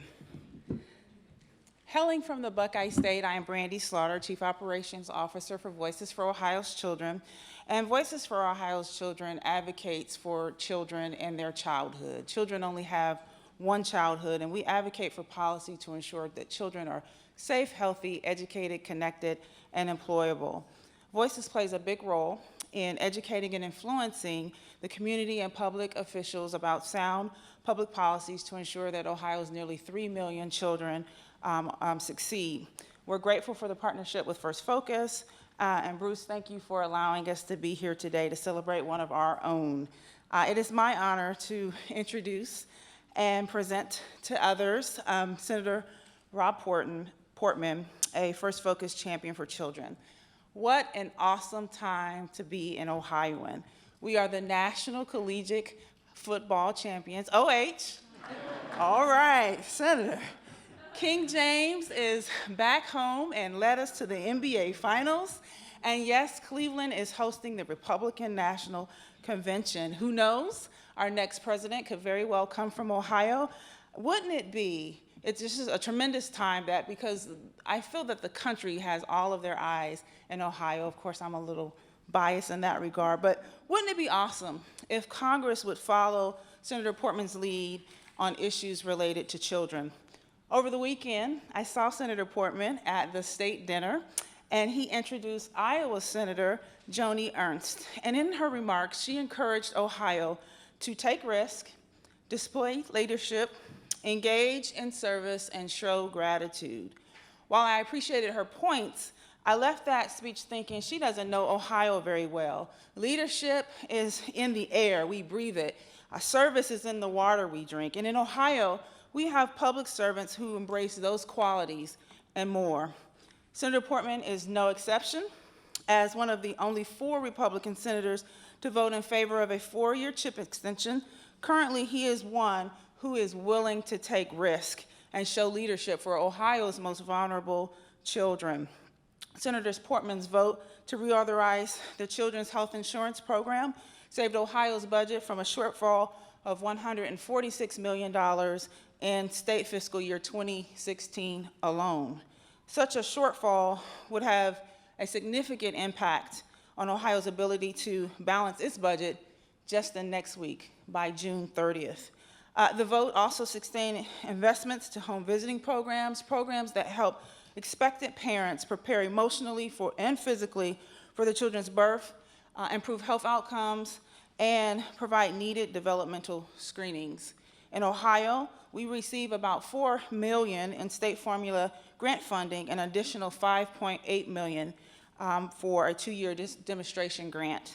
And these federal funds have built upon and expanded the capacity of the state, local, and philanthropic funding for home visiting services in Ohio. His steadfast leadership resulted in the introduction of the Homeless Children and Youth Act, legislation that would increase homeless youth access to homeless housing services. And in Ohio, about 24,000 children experienced homelessness last year, but because of the limited definition of HUD, only about 4,700 households actually are classified as homeless that have at least one child included in them. And so in Ohio, 1 in 5 homeless children are not eligible, only 1 in 5 homeless children are actually eligible for federal housing programs. In his service in Congress, it's led for better protections for children. As you know, human trafficking is one of the fastest growing criminal enterprises worldwide. And each year in Ohio, 1,078 children become victims, and about 3,016 more are at risk. Senator Portman serves as the co-chair of the Senate Caucus to End Human Trafficking. Working across the aisle, he has introduced legislation to combat human trafficking by strengthening law enforcement efforts to investigate and prosecute all that commit sex trafficking crimes, particularly the buyers of sex acts from trafficking victims. And he's also sponsored the Bringing Missing Children Home Act, legislation aimed at better protecting missing and exploited children in the United States. So allow me, Senator, to express our gratitude for your continued partnership and leadership on behalf of Ohio's children.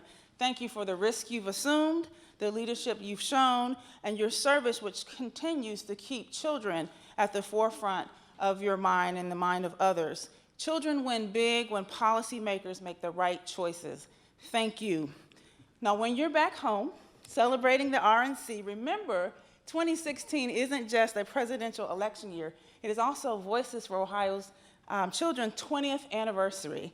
And we want to make sure you join with us as we celebrate policy gains, many of which we couldn't have been able to enjoy without your demonstrated commitment to Ohio's most valuable and precious resource, its children. Please join me in honoring a final Ohioan, Senator Rob Portman.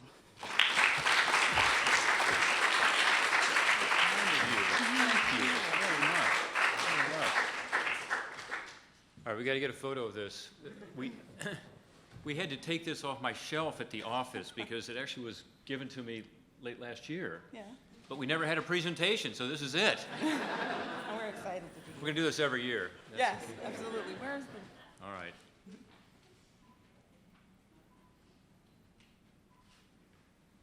Thank you very much. Brandy, thanks so much. And Bruce, thank you. I don't want to lose this, so I'm going to put it right here so I can have it. And thanks for your leadership, Brandy. Back home, as some of you know, Brandy is very involved in lots of issues relating to children's welfare. She's a lawyer. She's involved in helping to protect our kids who end up being homeless. We just talked about human trafficking a little while ago because she gets that connection between kids who are missing or homeless and being more vulnerable to trafficking. And we just appreciate the work that Voices for Ohio's Children does. And frankly, Bruce, you and Voices for Ohio's Children wouldn't be able to be successful without First Focus. So you guys are helping us to be able to be successful in Ohio. So thanks very much. And it's good you are having your summit again and issuing your budget again. And it's particularly helpful, I think, to have some of the policymakers interact with some of the advocates around the country. We rely on you all, as you know. Megan is right here somewhere. There she is in the back. Come on forward a little bit. So we appreciate the input that we get from you, Brandy, also from your team, Bruce, and we hope you guys will keep it up. Brandy mentioned a couple of pieces of legislation we've been working on, and honestly, it's impossible to move good legislation unless you have good ideas behind them. And so the data you give us, the information you give us is absolutely critical, and we want to continue to work closely with you. Strengthening education programs for kids is one of my big interests right now, and any thoughts there are appreciated. We've got what's called early college high schools in Ohio that are working really well, 100% graduation or military acceptance rates in some of our toughest inner cities. Schools and homelessness, we talked a little about. I'll mention that legislation in a second, but bottom line is we do have more kids who are homeless, and because the federal definitions are not consistent, some of these kids are being left out, particularly on the housing front. Access to health care, we talked about, and we talked about this issue of the connection between those who are missing and homeless and human trafficking, sex trafficking in particular. So these are all issues that we are focused on, and we appreciate the fact that you work with us and work with my colleagues on it. These are not partisan issues. They've tended to be nonpartisan, I would even say, not just bipartisan, and that's how we'd like to continue it. Senator Feinstein and I did introduce this Homeless Children's and Youth Act. It expands the definition of homelessness, again, used by HUD. This is not without controversy, I know. Some people say, well, there wouldn't be enough funding to go along with this program, but you know what? It should be a consistent definition. And Brandy gave you some numbers for Ohio. We think the change would allow about 1 million more children and their families to access the federal housing assistance programs. HUD counted 222,000 households that included at least one child as homeless in a survey in 2013. However, data from the Department of Education shows it's not 222,000, it's 1.2 million children who are actually without a home. And so there's an obvious discrepancy there. In Ohio, as was noted, we have about 24,000 kids who've experienced homelessness in the last year, but HUD counted less than 5,000 households in that category. So we have an opportunity here to just deal with this discrepancy. And I don't know if this legislation can get passed in the short term here, but it's an issue we need to keep at the forefront as we look at these appropriation bills coming up. There may be an opportunity to change some of these definitions. We want to work with you on that. On the CHIP program, we've already talked about that. I do think that it's critical for my home state of Ohio, but also for the country that, we have reauthorization that is predictable, and therefore I was pleased to support that. I wish we could have gone even further in terms of the extension. One other piece of legislation I want to mention to you is the ACE bill. Some of you have followed this who are in the healthcare area, but kids that have particularly difficult health problems comprise the majority of the Medicaid spending for children. So it's about 6% of the children use about 40% of our Medicaid funding today, and it is very difficult for them sometimes to access the care they need, particularly be able to go across state lines. I come from Cincinnati, Ohio, and we have one of the greatest children's hospitals in the country, ranked number 3 recently by U.S. News and World Report. And think about it, in Cincinnati, we're on the border of Indiana, we're on the border of Kentucky, and the way Medicaid works, it's very difficult for some of those families in our region to be able to access care for their kids when they have particularly difficult health care issues. So what the ACE bill does, it's Advancing Care for Exceptional Kids Act, is to improve care coordination, quality measures, cost containment, helps in terms of being able to cross state lines to get the help that these families need. It allows for the creation of nationally designated networks in Medicaid. So it's for, again, these medically complex kids to be able to get better coordinated care. I also argue it's going to save a lot of money. Again, 6% of these kids using 40% of the Medicaid dollars, it's often not coordinated, it's not efficient, and talking to some of these families and what they have to go through, it's a lose-lose right now, and it can be, I believe, a win-win, both for these kids and their families getting better care and for the taxpayer. So we're going to continue to push the ACE Act. I think it also is important because it means a difference between these kids thriving into adulthood or not. And about 2/3 of the 3 million kids with medical complexity, by the way, are covered by Medicaid. So this is it's obviously a huge issue that has to be addressed. A lot of the medical community and children's hospitals around the country are now aware of this legislation and starting to talk about it, promote it. Anything you all can do to analyze it, tell us what you think, and get involved with that would be very helpful. I think it's, again, an opportunity on a bipartisan basis for us to do something that just makes a lot of sense to help particularly those kids who have particularly difficult healthcare issues. So thank you again for my re-award. We should do this every year. It does mean a lot to me, and I can't wait to put it back on the shelf again. And thanks for what you do, more importantly, every day for our children. We're not going to agree on all the issues, across the aisle, but it is amazing when you come up with good ideas and really express the importance of an issue like the ACE Act, I would argue, or our Homelessness Act, how much support you can get from both sides of the aisle. And you all are very effective at that. So keep it up, keep giving us good information, and Godspeed in your important work. Thank you.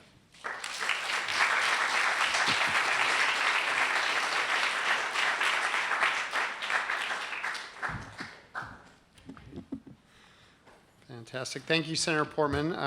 Thank you for all your advocacy for kids on such a variety of issues. And Congresswoman Lujan Grisham is now also here, so sorry to. I just want to introduce her, and she is a Congresswoman Lujan Grisham of New Mexico's 1st District, and we want to thank her for joining us today. She's serving in her 2nd term in the House. The Congresswoman currently serves on the House Committees on the Budget, Agriculture, and Oversight and Government Reform. Before coming to Capitol Hill, she headed the New Mexico Department of Health, where I first met her. She was actually, I first met you when you were on the Aging, Department of Aging. When I was working for Senator Bingham, and we worked very closely together, and I consider her a dear friend. She led the fight to ban the sale of junk food in schools and pushed to ensure every child in the state had access to primary health care. This spring, Congresswoman Lujan Grisham reintroduced the Health Equity and Access Under the Law for Immigrant Women and Families Act, which is the acronym for that is HEAL. We are pleased, First Focus Campaign for Children, to support the HEAL Act, which restore access to affordable health care and care for immigrant children and pregnant women authorized to live and work in the United States. I just want to thank her for being here today, and has always been a great champion for kids, and look forward to hearing what you have to say. So thank you for coming.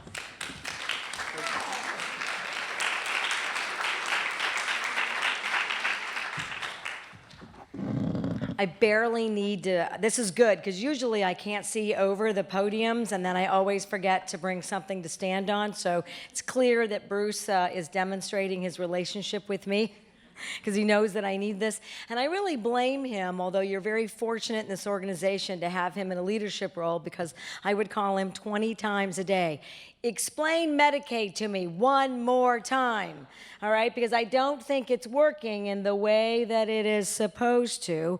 And it seems to me that these applications and our efforts to reach needy families and kids should be much easier. And I hold you, Bruce, personally responsible if we can't make that happen in the state, in the country, and just as I get to Congress. So I'm really fighting to get there. He's, of course, working his way out in the private sector. And so I'm very disappointed in that. But I will tell you that we do have great mutual admiration.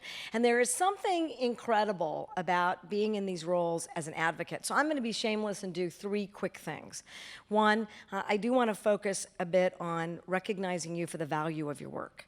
I don't think members of Congress do that enough, and I'll tell you why, besides the obvious. I want to do that. 2, I want to shamelessly tell you about another bill that you should be so excited about, like the HEAL Act, called CareCorps. And then 3, really maybe re-energize all of us to coordinate our efforts in a new and heightened way as we see more and more children of color and more families of color falling into the traps of poverty with no real way out, and without the right investments or supports. We are definitely in this country going in the wrong direction, and we know how to do better.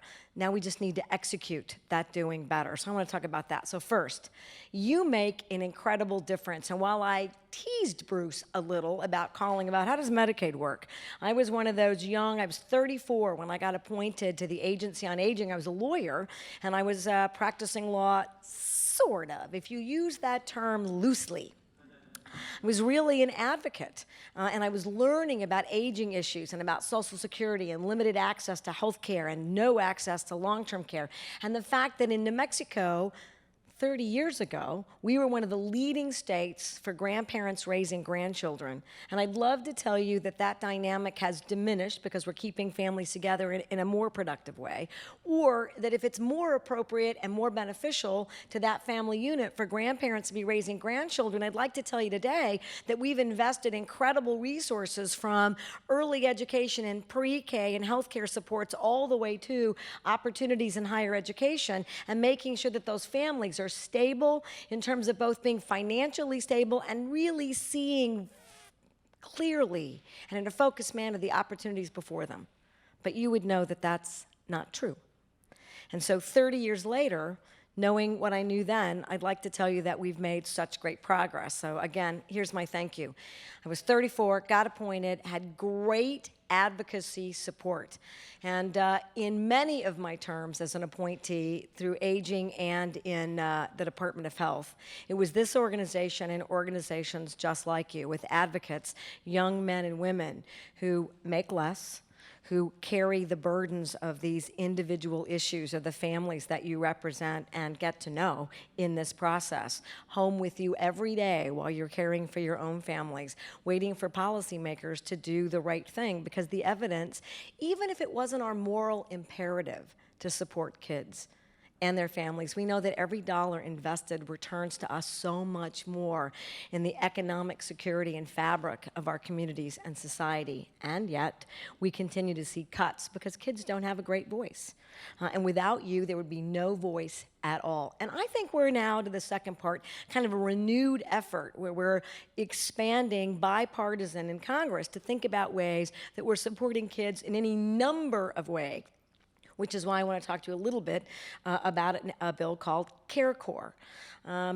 My mother lives with me, so not only do I have my aging advocacy and experience is sort of the core of who I am. I live it every day still, and I'm honored to do that. And I tell people all the time that I'm lucky that I have an opportunity where my mother can live with me and we can take care of each other. And the truth of the matter is this: my mother would rather have a hot poker in her eye than live with me, all right? And the feeling is mutual, because that mother-daughter relationship never changes. I'm a widow, so I'm single. So when I come home after 11:30 at night, my mother can see me across the patio and shakes her finger at me to remind me that I'm about 30 minutes from my curfew. Really? I'm 56, all right? 56 years old. She's bossing me. She doesn't like my clothing choices, my high heels, and she certainly doesn't like the way I wear my hair. All right? So that never changes, ladies. Never. But my mom requires considerable amounts of care and support with a focus on her independence. And to do that, and to be in this job, I do with the support of both paid and unpaid individuals and family members. I spend on average 20 hours a week trying to navigate private and public systems that are intended to invest in her well-being. And of course, she paid for those programs and services. And she raised a disabled child. She did a great job. She weighed in special education. She was a terrific advocate in her own right. It's time that we give back. And here's what I recognize. My 28-year-old daughter is impacted because when I'm here, who's responsible for my mom? My 28-year-old daughter. Now, she's doesn't have a family of her own. But let's talk about the real demographics in this country. Most 28-year-olds do. And they're caring for their parents and their in-laws and their children.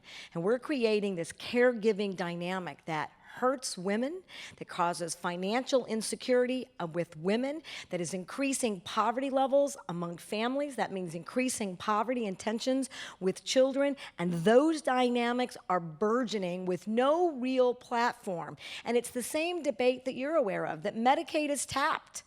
And Medicare is tapped. So these are not places to go. So Congress finds himself in this trap where we debate all day long entitlement reform, and the only part of that debate that you ever see is where some of us say more and some of us say less.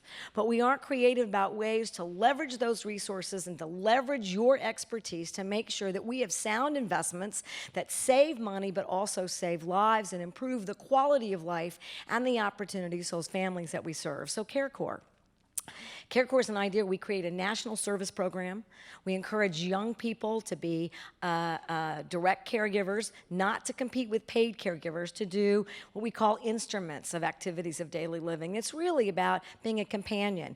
You know what it would mean to me if I knew that I had a young person dedicated to getting to know my mom who could drive her to a doctor's appointment while I'm here or I'm at work? What it would mean to my daughter who has to take off work when we need that because she has no other option?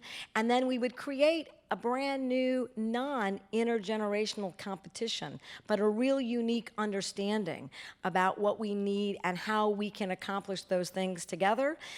And it will shore up those investments in long-term care that we don't have now. And just like the Peace Corps, we're going to provide housing and stipends, education and support. You give us 2 years, we're going to put you in school. You want to study healthcare, we'll pay for 4 years of school and create a brand new dynamic that's really focused on the health and quality of life for American families, which is what you guys do each and every day. And so I'm going to encourage you to take a look at that bill and see how it translates and think about all those grandparents that need those investments who, as I said before, are in fact raising their grandchildren. Now the last part, all that work that we have to do. Bruce helped New Mexico create a thing called the Children's Cabinet that Governor Richardson, when I was the Secretary of Health, created, because he recognized that while we might independently all within our own bureaucratic backyards, maybe we were thinking that we were doing the very best with the limited resources we have, but we often identify quicker than the benefits the barriers of working together. He created the Children's Cabinet along with the Lieutenant Governor, a woman named Diane Dennis. And in that Children's Cabinet, we had one job. Every department had to, A, identify the resources that they could leverage, and then they had to commit to figuring out a way to leverage them. We lobbied as a body, as a Children's Cabinet. We received resources as a group, the Children's Cabinet, and we, for the first time in New Mexico, worked on universal pre-K and universal kindergarten. Now we've rolled that back in the recent administrations, but we would never have gotten that far in New Mexico without that Children's Cabinet. So I think about this. More than the caucuses that we have, which are important and valuable in Congress, what about a bicameral, bipartisan call to action, a war on poverty that really focuses about making children the #1 priority, recognizing the impact that we have on American families, where every member agrees to look at every one of their pieces of legislation and their priorities and what's going on in their states and find ways to leverage our efforts both federally and locally, because like you, and I'll bring it full circle, if we act as advocates, there is no dearth to the opportunities and ideas that we can put forward, because I have a responsibility to do something about a state that now has the hungriest children in the country. And I'm working in a political environment where we want to cut food stamps and cause work requirements for 18 and 19-year-old moms who may not have the experience, and in a state that has the worst economic recovery since the 2008 recession in the country. There aren't any jobs for those 18, 19-year-olds, and what do you know? that even if they got a job and they were making $200 more than those benefits would allow, they would lose $600 in housing and childcare credits. So we punish them for trying to support their families in a productive way. And I also challenge all of the members, Alabama, Tennessee, Arkansas, Mississippi, largely Republican members who represent states like I do that have fallen further behind in education and social supports than any of the states. And what if we have a state focus on those that need us most and get those members, bipartisan, bicameral, to agree that we'll launch this federal children's cabinet in a way that could reach tangible results. So thank you for inspiring me. And thank you for doing the work that you do. And thank you for recognizing that 8% of the federal budget is shameful in terms of what we invest in children and the future of this country. And I'm certainly here to work diligently every day to do something about that. Thank you. And thanks you guys.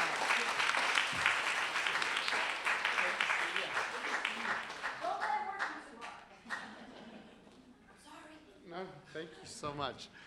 Thank you, Congresswoman, so much. And what we will do is we'll move back to, but thank you for all your work on behalf of kids over the years in both the state and now here. So we all look forward to working with you on this, your new idea too. And we will check into your other bill. We'll. Excellent. Thank you so much. All right, Matria, so back to you. And I hope you still have your thought in your head, but thanks. No, but I can be fairly condensed. My main point is this. You guys have already heard the demographic information, and you know that we have a 7.8 net new out of the net new households that are creating the United States will be people of color. We know that there's a correlation between education and economic mobility. There's a correlation that is intriguing based on that because of a parent's socioeconomic background. So that takes us to wealth. And what most people don't realize is that for the average American, everybody who falls below the top 20%, 66.6% of their wealth comes from the equity in their homes.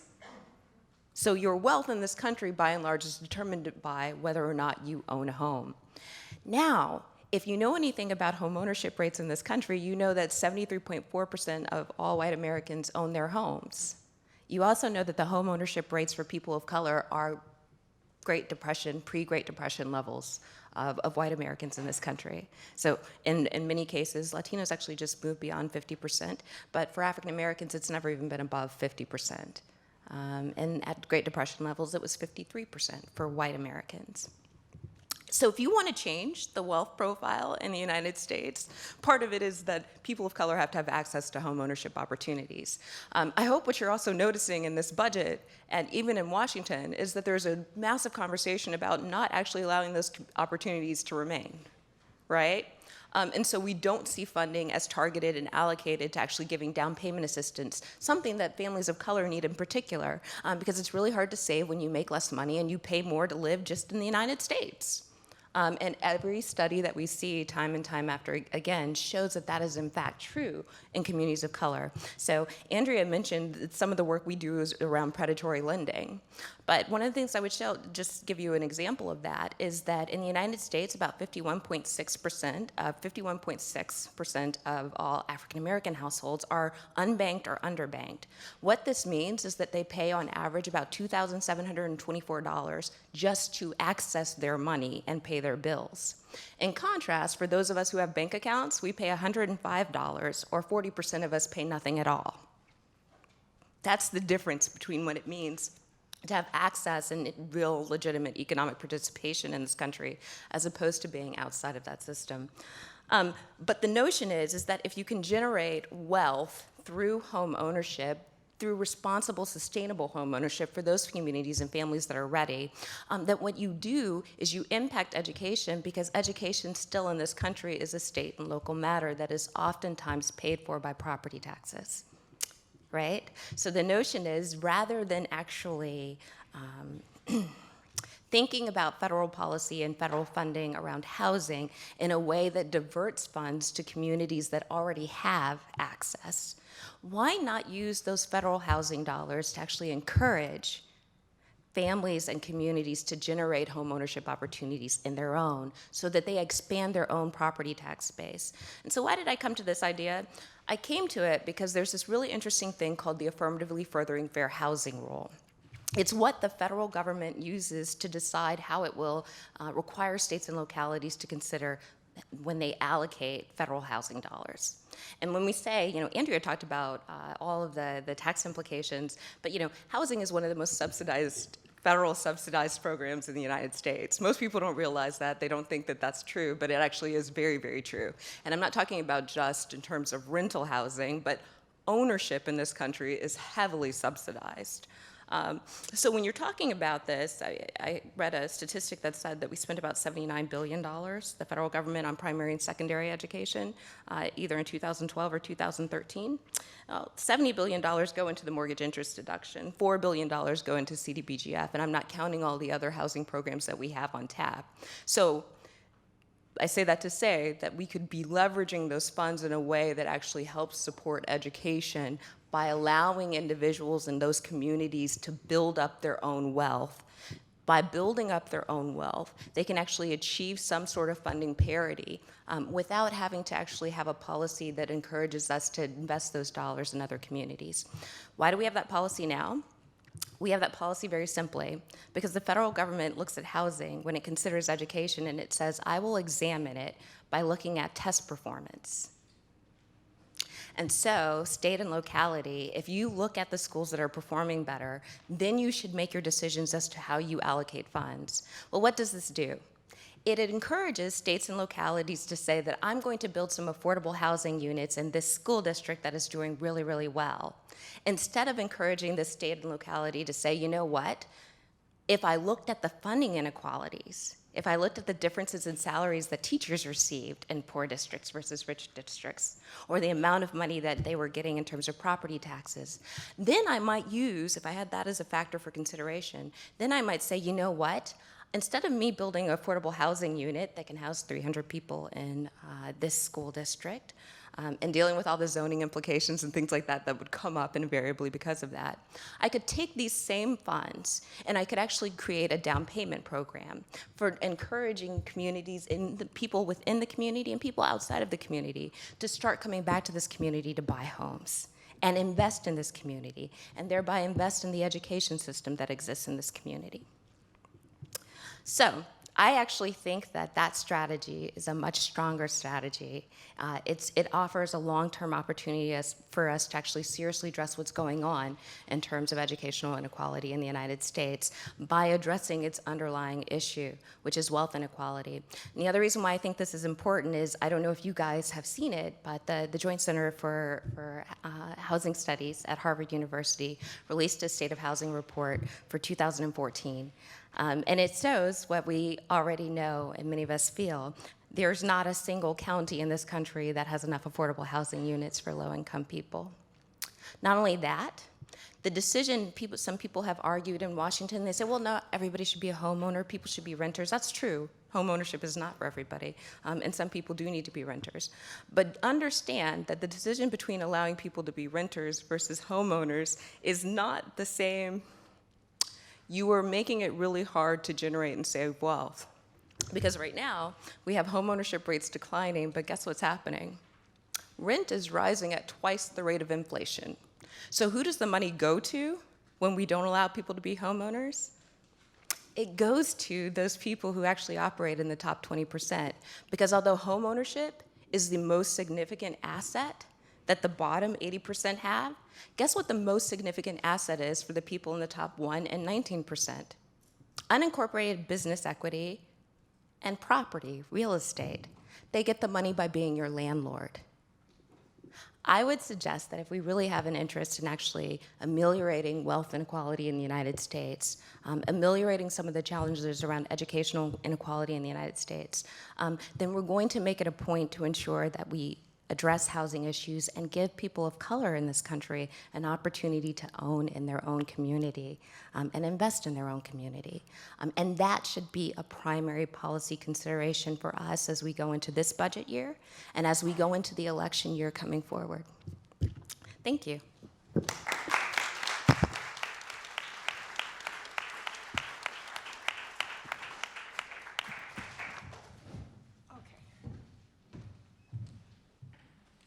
I'm going to stand up and shake it out. And I don't really know what to do here because all the smart stuff's been said. I'm the 80th speaker. Your backsides are asleep, and we are all under-caffeinated. And so I'm kind of a little off on where can I go to add some value at this point, given everything else that's been said. So I think I'd like to focus just for a couple of minutes on the ideas in the piece that I wrote in The Hill, and then I just want to thump the table a little bit, because I think all the data that we've heard today should ultimately take us back to a place of thumping the table on behalf of the populations that we care about and that we're focused on in our work. And after 10 years of working on the intersection of race, place, and poverty in my work, I felt like I've spent most of that screaming into the wind. And it's really both exciting and energizing to be in a place with people who share the same look at the data, the same assessment of the data, and the same commitment to what you do as a result. But then I'm going to end by poo-pooing the data a little bit and suggesting that there's another way to come at this that is equally important and comes from a different place. So I think I got invited here because I got lucky enough to have a piece published in The Hill a couple of weeks ago where I tried to argue that there are a number of ways that we can and should keep poverty on the radar screen in the presidential race in 2016. And my proposal was that you pick a handful of poverty proxies. And there are a number of them that you could pick. I picked 5, and I'll tell you why in a second. But those proxies need to accomplish a handful of things. One, they need to be twofers for candidates, because while we've said a lot of hopeful things today about people increasingly focusing on poverty, I don't actually think that's true. I think people are increasingly focused on inequality, and I think that they do that from a place of focusing on what's happening to the middle class, but that not, in fact, are we overwhelmingly worked up about what's happening in poverty in America, but we should be. And if you're smart and tactical, you go for the twofers. So you pick poverty proxies, right, these issues that also can play around income inequality and the middle class. They should bring forward concepts and ideas that those in the world of practice know work, whether we've got a full body of data to support them or not yet.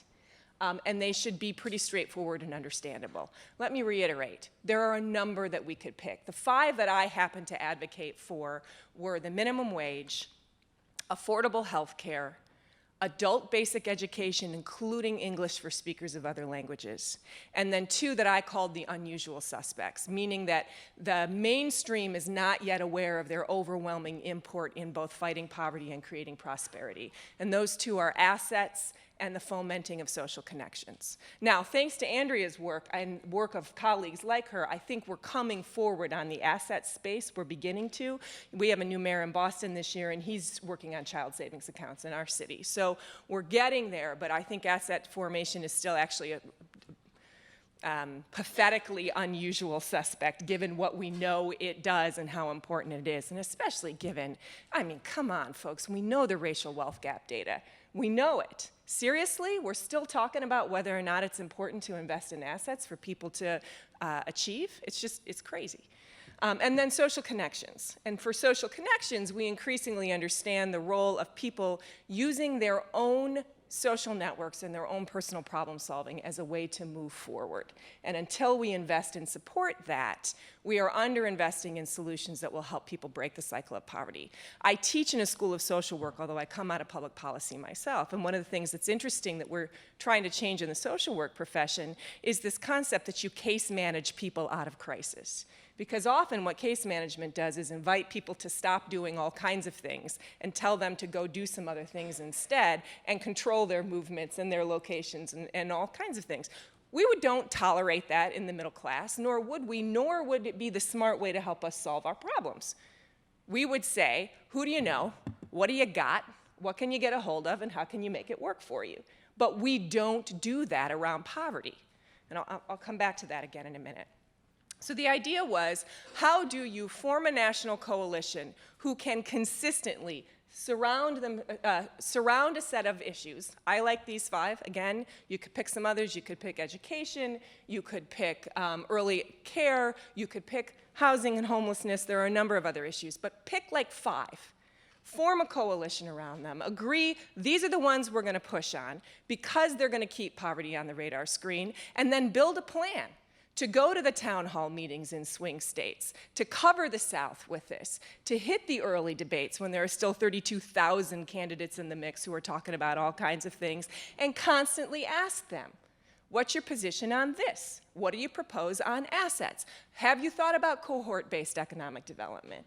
Where are you on the minimum wage? For the love of God, Walmart is somewhere on the minimum wage. Where are you on the minimum wage? We can feed reporters data. We can be sending them not press releases about what we're accomplishing in our organizations. They don't want those anyway. But we could send them a little scorecard that says, here are how the people in this race are operating and talking about across these 5 metrics. I'm working on one now. I'd love to have anybody else who wants in on that, or do your own, right? And start asking local reporters who go to these town halls, have you asked about this? Here's 3 questions you could ask, and just turn up the heat, turn up the heat, turn up the heat. We have traction on the middle class. We have traction on income inequality. We need traction on poverty. Somebody said earlier that you said earlier that budgets are moral issues. First time I ever heard someone say that actually was David Gergen, of all people, in a speech, and I was like, what? But it's actually a great way to frame a budget. Budgets are moral issues. And we have to come back to framing the moral question of how we treat our most vulnerable and marginalized.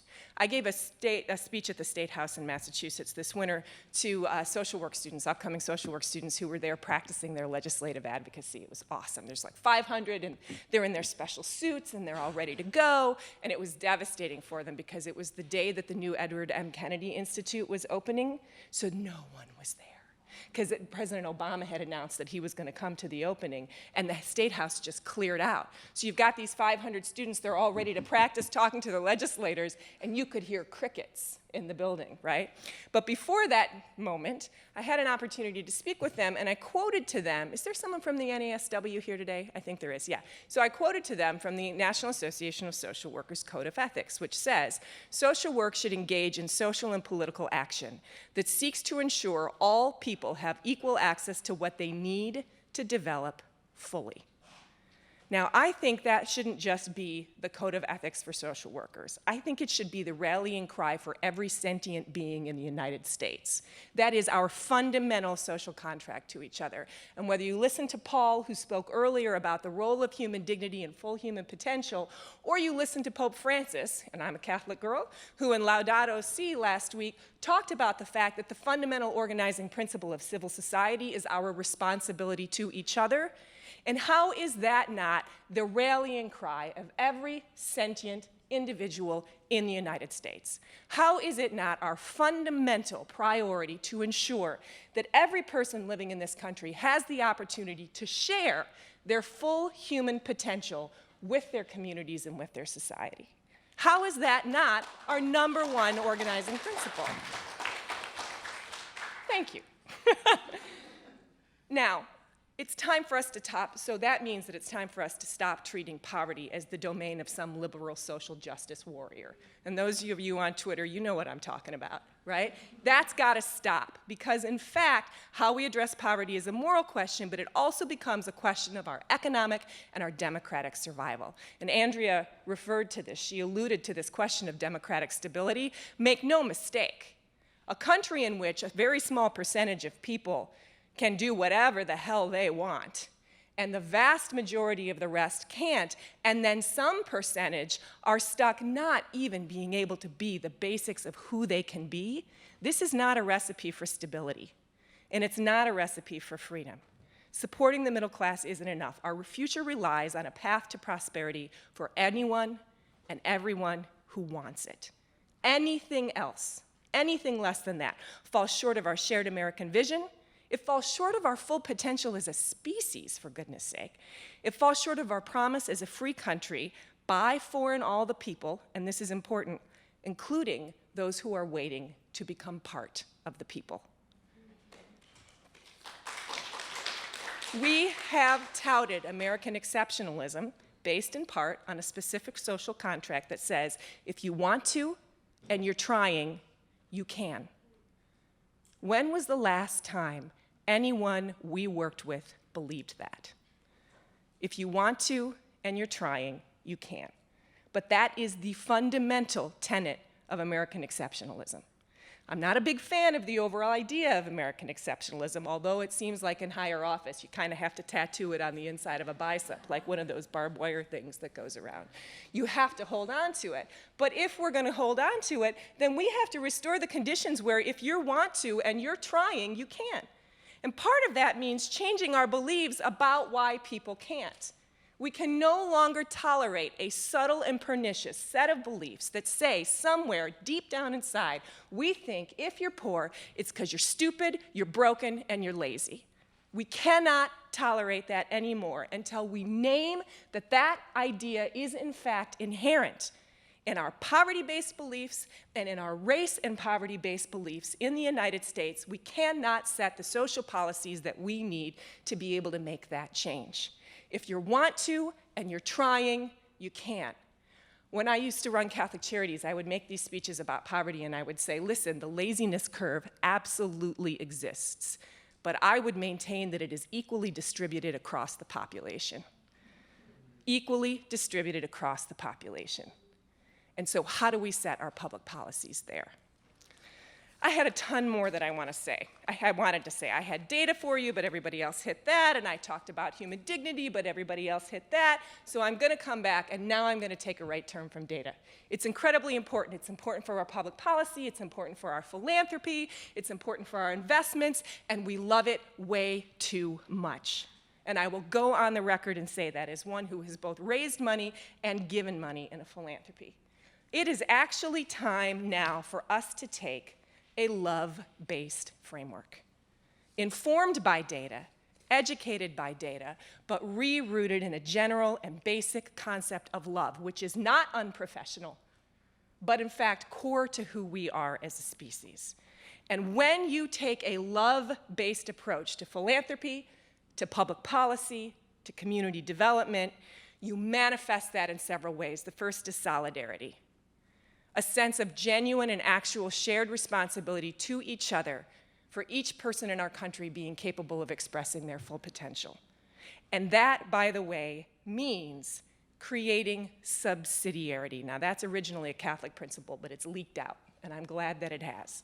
Because subsidiarity basically says that power and choice should be in the hands of those closest to the problem.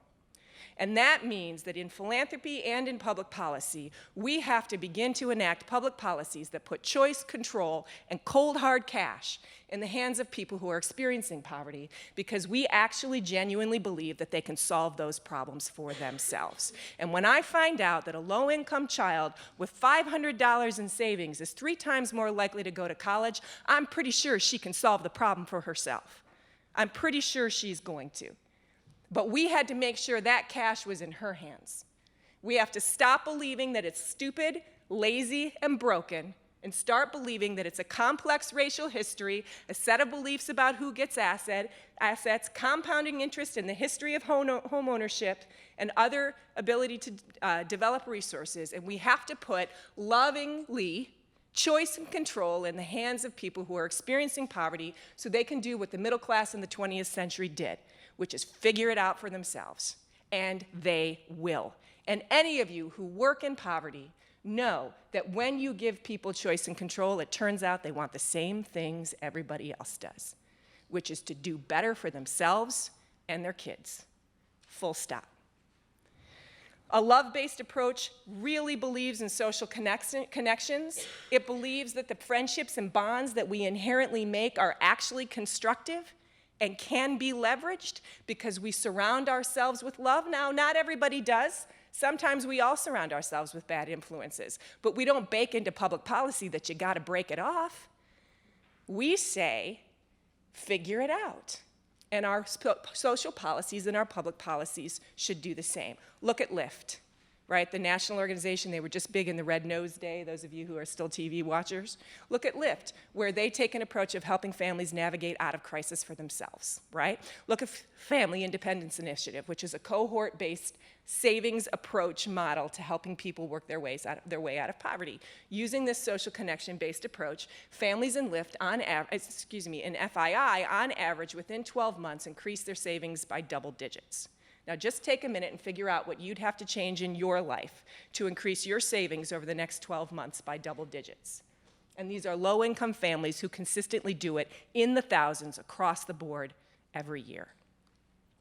It is time to hold ourselves accountable to a love-based approach, one that is informed by data, but that fundamentally changes our beliefs about the poor, quote unquote, about why they're poor, quote unquote, and about whether, as a country whose future economy will rely on innovation, workforce, and for the love of God, a consumer class at some point, we might want to create an environment in which everyone can fill their full human potential and participate actively in the economy. We know assets are a part of that. We know wealth development is a part of that. We know housing is a part of that. But our fundamental obligations to each other and our ability to see each other with love are also a part of that. And it's not the part we talk about. I hope you'll take 5, pick any 5, keep poverty on the radar screen in 2016, but once it is, I want us to kick it up a notch. I want us to take it from the world of data to the world of fundamental human commitment and into the world of love and start acting like we are a single family. The ultimate vision is that we stop saying that every child is our child, and we start actually believing that every child is our child. Thanks.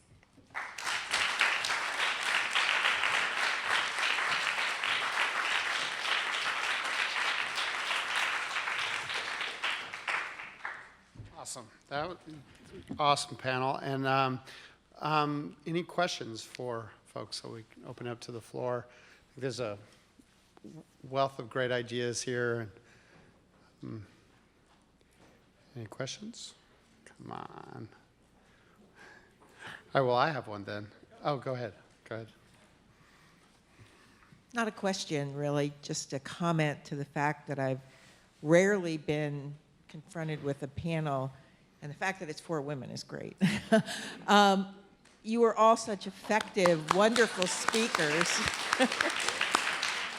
I just really had to acknowledge that. Wow, I'm just really blown away, and I want to thank First Focus for bringing these 4 wonderful speakers and women and activists together. Thank you.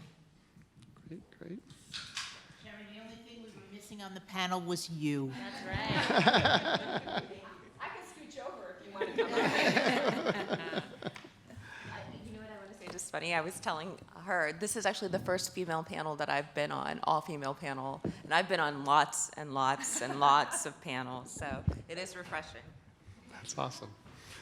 That's great. And no, on the, I'm not, but I will note that one interesting thing is we did some analysis on our Champions for Children.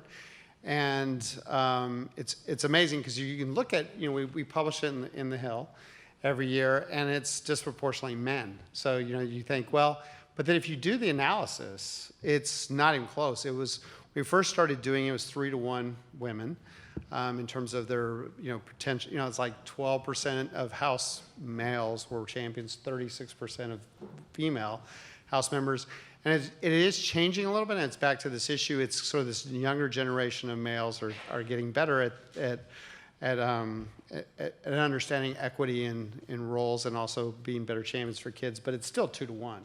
So actually, it would be awesome if all these people were members of Congress, because that would change a lot. And you can see it in Congresswoman Luann Grisham's comments. I mean, she's going to be awesome. She's in her 2nd term, and we wanted to bring her here because I knew she would, on the way here, come up with ideas. I mean, she didn't even have a bill, and she talked about a new idea here. So it's really refreshing. So any other questions for this fantastic panel? We think they're ready to go. You guys ready to go? Wait, we got one more question.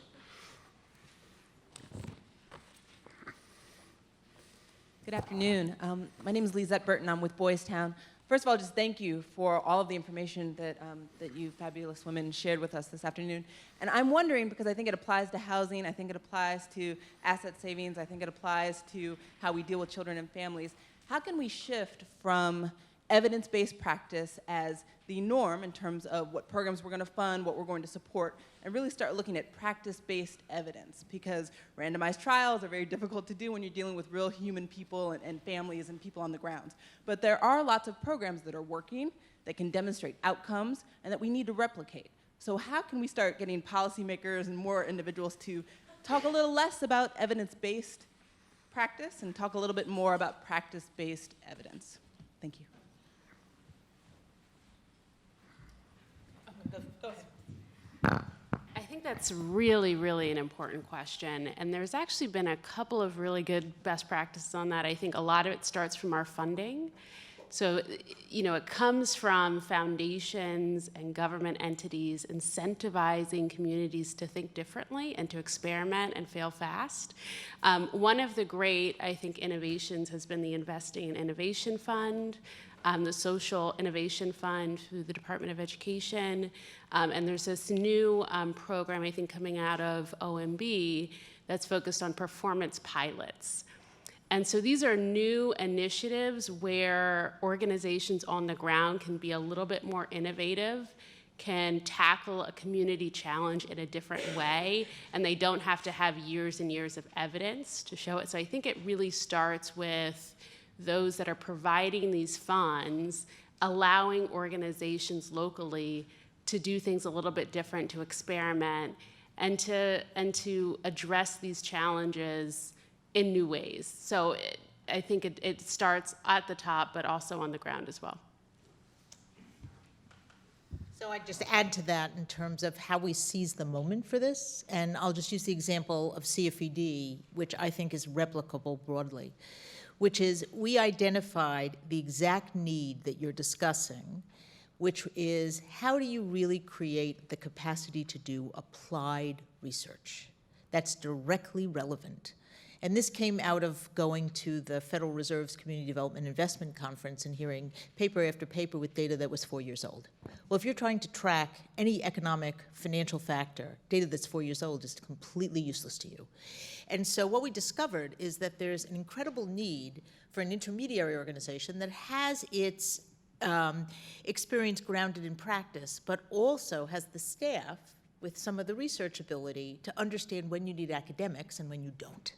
And we've had a whole set of incredibly profitable and high-return partnerships where we have the ability to get the real data from the practitioners. And the elements that need an academic analysis, we have that, but we don't hold it up for years to get it, and we do it in real time. And I'll say that the institution that we've worked with most closely on this is the Consumer Financial Protection Bureau, because they're operating in real time. And we worked with them to create the first consumer-driven definition of financial well-being, rather than an objective measure of all the data, which is what do people believe financial well-being is to them? And how do we do that? And then we have academics creating a set of metrics that then practitioners can go out and test.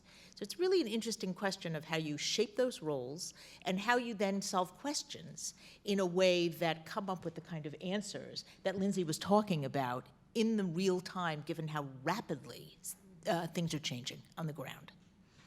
I also think that we have to so if you assume that private philanthropy is a way to fund ideas that eventually are proven out enough to become adopted into public policy, if we start from that assumption, I think at some point we have to take on, head on, the underlying belief in private philanthropy that wealth knowledge is the transferable knowledge, right? So wealth knowledge is usually formed based on extreme use of data, very quantifiable inputs, outputs, and outcomes that suggest a pattern of if I can measure it, I can clock it, right? I can figure out how profitable it is, it's my ROI, and I can move on. But here in the United States, we have kind of this overwhelming belief that those who have figured out how to make money have the transferable knowledge to figuring out other public problems. And I'm not sure that that actually is right, A. And B, what it tends to do is devalue other forms of knowledge, and therefore we devalue putting the effort into measuring the kinds of outcomes and outputs that other forms of knowledge could produce.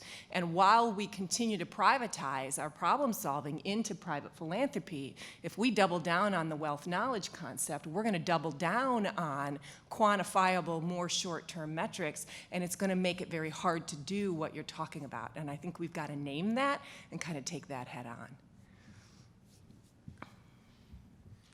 Great. Any other questions? Yes. I'm going to take the prerogative of asking another question. Rob Mahaffey again from the Rural School and Community Trust and organizations concerned about rural education. The most frustrating aspect of all of our work to me is that there's nobody out there that's going to say, we hate children. There's nobody out there that's going to say, we don't like rural people. So there's a lot of talk about these initiatives, but when you get really close into people's faces and say that the policy initiatives that you're supporting are not helping children and families, they are not improving life for rural people. So we've got people talking the talk, but we have this real brick wall in trying to get policies together. I'll give you a quick example. On the housing piece of it, we're very involved in Appalachia in the Reconnecting McDowell initiative. There had not been new residential construction in that county in Appalachia for more than 30 years. So no housing for teachers, no housing for medical providers, no housing, and this is typical, sadly, across Appalachia. And these are large white communities, very poor white communities. So what recommendations do you have for us to take this incredible research and study and insights and collectively, I know we've talked about this, and I agree with your point. When I looked at the attendee list today, I knew a handful of people, and that's unusual, and it's refreshing. So I hope to get to know you all better. But what can we do to break through that hypocrisy? And that's exactly what it is. It's hypocrisy when we see it in policymakers.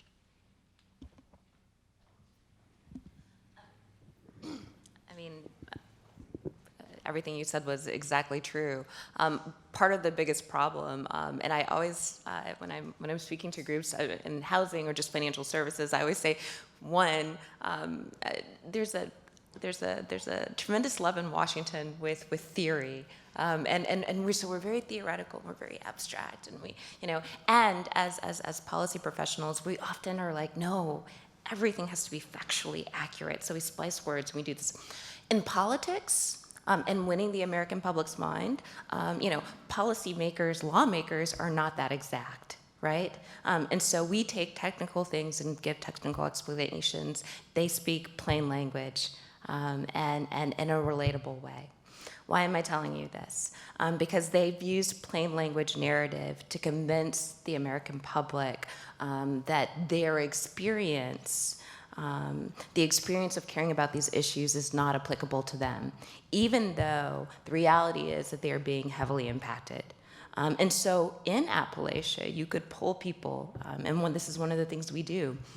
And we ask people general questions about finance. Like, for example, you would want to make sure that your financial institution wasn't charging you excessive fees or something like that. You get those answers and you get the pullback, and people say, of course. Like, of course I want to pay affordable, of course. Then if you ask them, do you support this government agency doing something? No. No, like I don't want government. I think that the government should play a role, excuse me, but I don't support this particular agency, or no, I don't support, this particular bill. And so there has been a pretty active campaign that I think a lot of us in this room have lost, but we'll need to win again.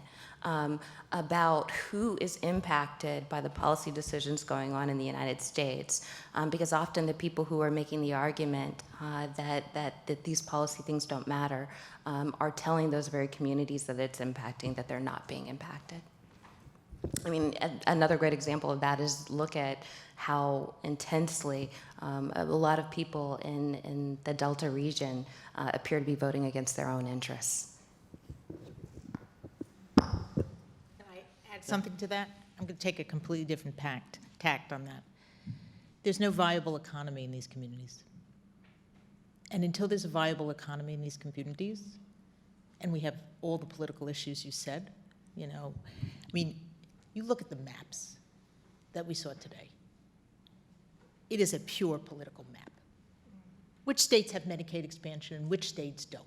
Those are the children who are suffering, right? So you just looked at, we evaluate the entire country on the scorecard metrics, and you look at that map, and it's the South and Nevada. And these patterns, and they're centuries-old patterns because of patterns of deep discrimination. You know that 1 out of every 4 American traces their household wealth to the Homestead Act? 1 out of every 4 white Americans. It's an amazing statistic, right? So, but I think the issue then is, and I am in this work because at my first job out of college, I tried to set up community health care centers in Appalachia. And I watched them fail because nobody knew how to finance them and nobody knew how to manage them, and that's why I went to business school. And those places are exactly the same 35 years later, and there's no viable economy. Now, that's a profound policy question, but it's also other issues as well, right? Why that exists. So I do think we have to think about this. We went to Silicon Valley. I took my entire board to look at the issues of inequality. And as Sherry knows, we also went to Pine Ridge in South Dakota. You go to Pine Ridge, there's no economic base, right? How do you build an economy? Where are the answers? You go to Silicon Valley, and one of my board members said, well, I know what the answer is. There's all these people with too much money. They just have to give it to those who don't have enough. I mean, you have an excess of wealth and no ways to redistribute it in a way that's effective. It's a very, very, very different problem, and it's a problem that should be solved. There's not the political will to solve them. That's your other point, right? But I think fundamentally, you know, how do we build viable economies? And, you know, in certain places, it takes the federal government to do that. One quick thing I'll add on Yeah. reconnecting with Dow that I didn't mention is that we approached the whole issue there around economic development, poverty, educating kids by building 2 new houses to set an example for teachers. And now we're building a teacher's village. Yes. In Welsh, in McDowell County. Same thing. So housing was where the point of entry was for us to find ways to start that economic engine. And the most important thing, and then I'll shut up, Bruce, thank you. The most important thing is that it is locally designed, locally led, locally driven. It's not these national organizations or philanthropies coming in and saying, this is what we need to do to fix you. The approach is grounded in community.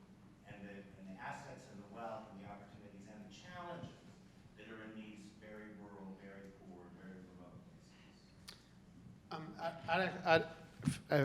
I guess a point of privilege, I guess, since I'd like to answer that question too, with a story. So in the last Congress, the Children's Caucus in the House is led by Sheila Jackson Lee, but also there was another congressman, Republican congressman whose name escapes me now. Do you remember, Ralph? What? I can't. I'm not sure. No. Anyway, I can't remember his name, but he was. We would have briefings in the House, and he would. He always loan his name, but never come and speak. And then he lost in his primary, and he came to a briefing we had on homeless kids, and he was unbelievable. He was unbelievable. We had 2 kids who were homeless. One woman who was from San Antonio, and she talked about all the issues of like when the dorm closed on Thanksgiving. Everyone said, hey, are you going home? And she was like, yeah. And she got her backpack together to go, sleep on, on the streets for 4 days until the dorm reopened. And he caught up there, and he was unbelievable. So after the event, we were walking away, and I said, hey, can I ask you a question? And it may seem rude, but where was that, before you lost? And his take on it was interesting, and I think a lesson for us in the children's community, which was, he said, I knew I was, my fear was being primaried, and I lost. And I didn't think that if I spoke out on kids' issues, which I cared about, that's why I signed up to be co-chair of the caucus, I didn't think you guys would be there to defend me when I made speeches like this, because I was going to get attacked from in my community, and so would you be behind me? So I think one thing is very key is we've got to overcome barriers for people. I think that one is educating.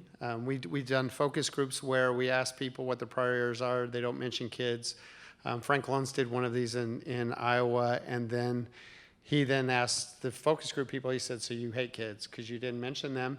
And people had no idea. People came unglued. People jumped out of their chairs and started yelling at him. And he was like, well, that's your fault. You didn't mention kids. So there was a disconnect with people. People get at the local level kids in parks, kids in schools, but beyond that, they didn't. And once he made the connections for people, their federal policy on education matters, federal policy on early childhood health care, housing, or at your state level. And people were like, and so one is education, but two is really helping members of Congress overcome barriers. One of the reasons why we started this Champions program was to reward members, but I think there's also an accountability issue. I showed the slide earlier about CHIP, and so we had $174 billion for doctors in Medicare and $5 billion for kids, and so at some point we can't say that's okay. We have to start saying that was marginal at best, and need to push on more accountability around the budget and around policy issues. And then last, I think, and I want to take up Professor Deering and we will join you in your cause to engage politicians and the presidential candidates on these issues. And I would add that it's not just. I would add that we should not only ask the questions, but I think we need to try to inform them. Now's the time also we can really encourage them and try to change their policies around these issues. I would say Marco Rubio has a tax plan that includes a huge expansion of the child tax credit, which is great, but he leaves out the poorest kids. And so I think that it would be nice to say to him, we should thank him for raising the child tax credit. He's being criticized for even talking about children and families. So we should thank him for that, but then ask him to take the next step, because that's so critical to what makes the child tax credit so helpful to families. So anyway, I think we should try to do both. I think we should be there to ask the questions, but also try to inform them and push them to take positions that we all hold dear, to try changing the direction we're going in. So anyway. Sorry for the long interjection, but any last question? I think we have time for one more question, and then we should let you guys go out and enjoy a nice, beautiful afternoon. I'm not going to state who I represent because I'm going to speak personally and what I have witnessed when I personally worked on the Hill several years ago, but I feel like some members of Congress will not speak on children's issues because they feel frustrated and they don't feel like anything's moving forward, and especially with poverty. So why speak on these issues if nothing's moving forward, especially if funding's getting cut and they don't have like what you were saying, the support if they do speak out, who's going to support them if there's backlash. And I think there's a lot of organizations who don't want to take the fault for the backlash if they were to help support a particular issue. So I don't know what to say to recommend that, other than we need more people that's here in this audience to go and talk to members of Congress, talk to the staff, even if it's a legislative correspondent, if it's a legislative assistant, if it's the staff assistant, whoever that the member's office is going to send to talk to you, but that message will eventually get passed to a member of Congress, and you just have to keep on pushing and putting your face out there. And I have a question for First Focus. Do you guys host more briefings on the Hill to educate the younger staffers on the Hill on these issues? Like, how often are you doing it? I don't know. Just some questions. I mean, we do, I would say, I don't know, I would say on average about a briefing a month on the Hill, and we do it both the Senate and House side and also on the Visitor Center, and we invite, many of the people in this room who I've seen at those events, but we always invite staff, and they always, we try to get a dear colleague out, and we pester them, and so we get pretty good attendance, and so that's been useful. And we also really have tried to focus on sort of the cross. So we'll do healthcare briefings, but have a housing person talk about the importance of housing issues on a child's health, and the education issues in the child welfare system, and so we really try to do that as well, and I think it's helpful.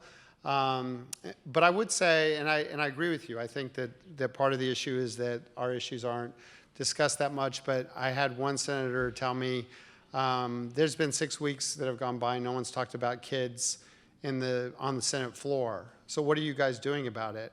And my take on that was, what are you doing about it? I mean, you can go down right now and talk about kids on the Senate floor. So I think that's part of it, is we've got to also encourage people to speak out more and to make kids a bigger issue. I can't tell you the number of times we've gone up on very simple bills, and people are, the Hill staff are so focused on what can't be done than what can be done. And we've really got to change that mentality of people. I mean, I don't understand why. I worked up there 12 years. I was always looking for solutions and how to solve problems. I'm amazed that some of the people that work up there today, because they will do the opposite. They figure out all the ways that whatever idea it is can't be done. And it's like, isn't your job is to change policy for the better? And so I think that changing that mindset's important. But anybody else have any?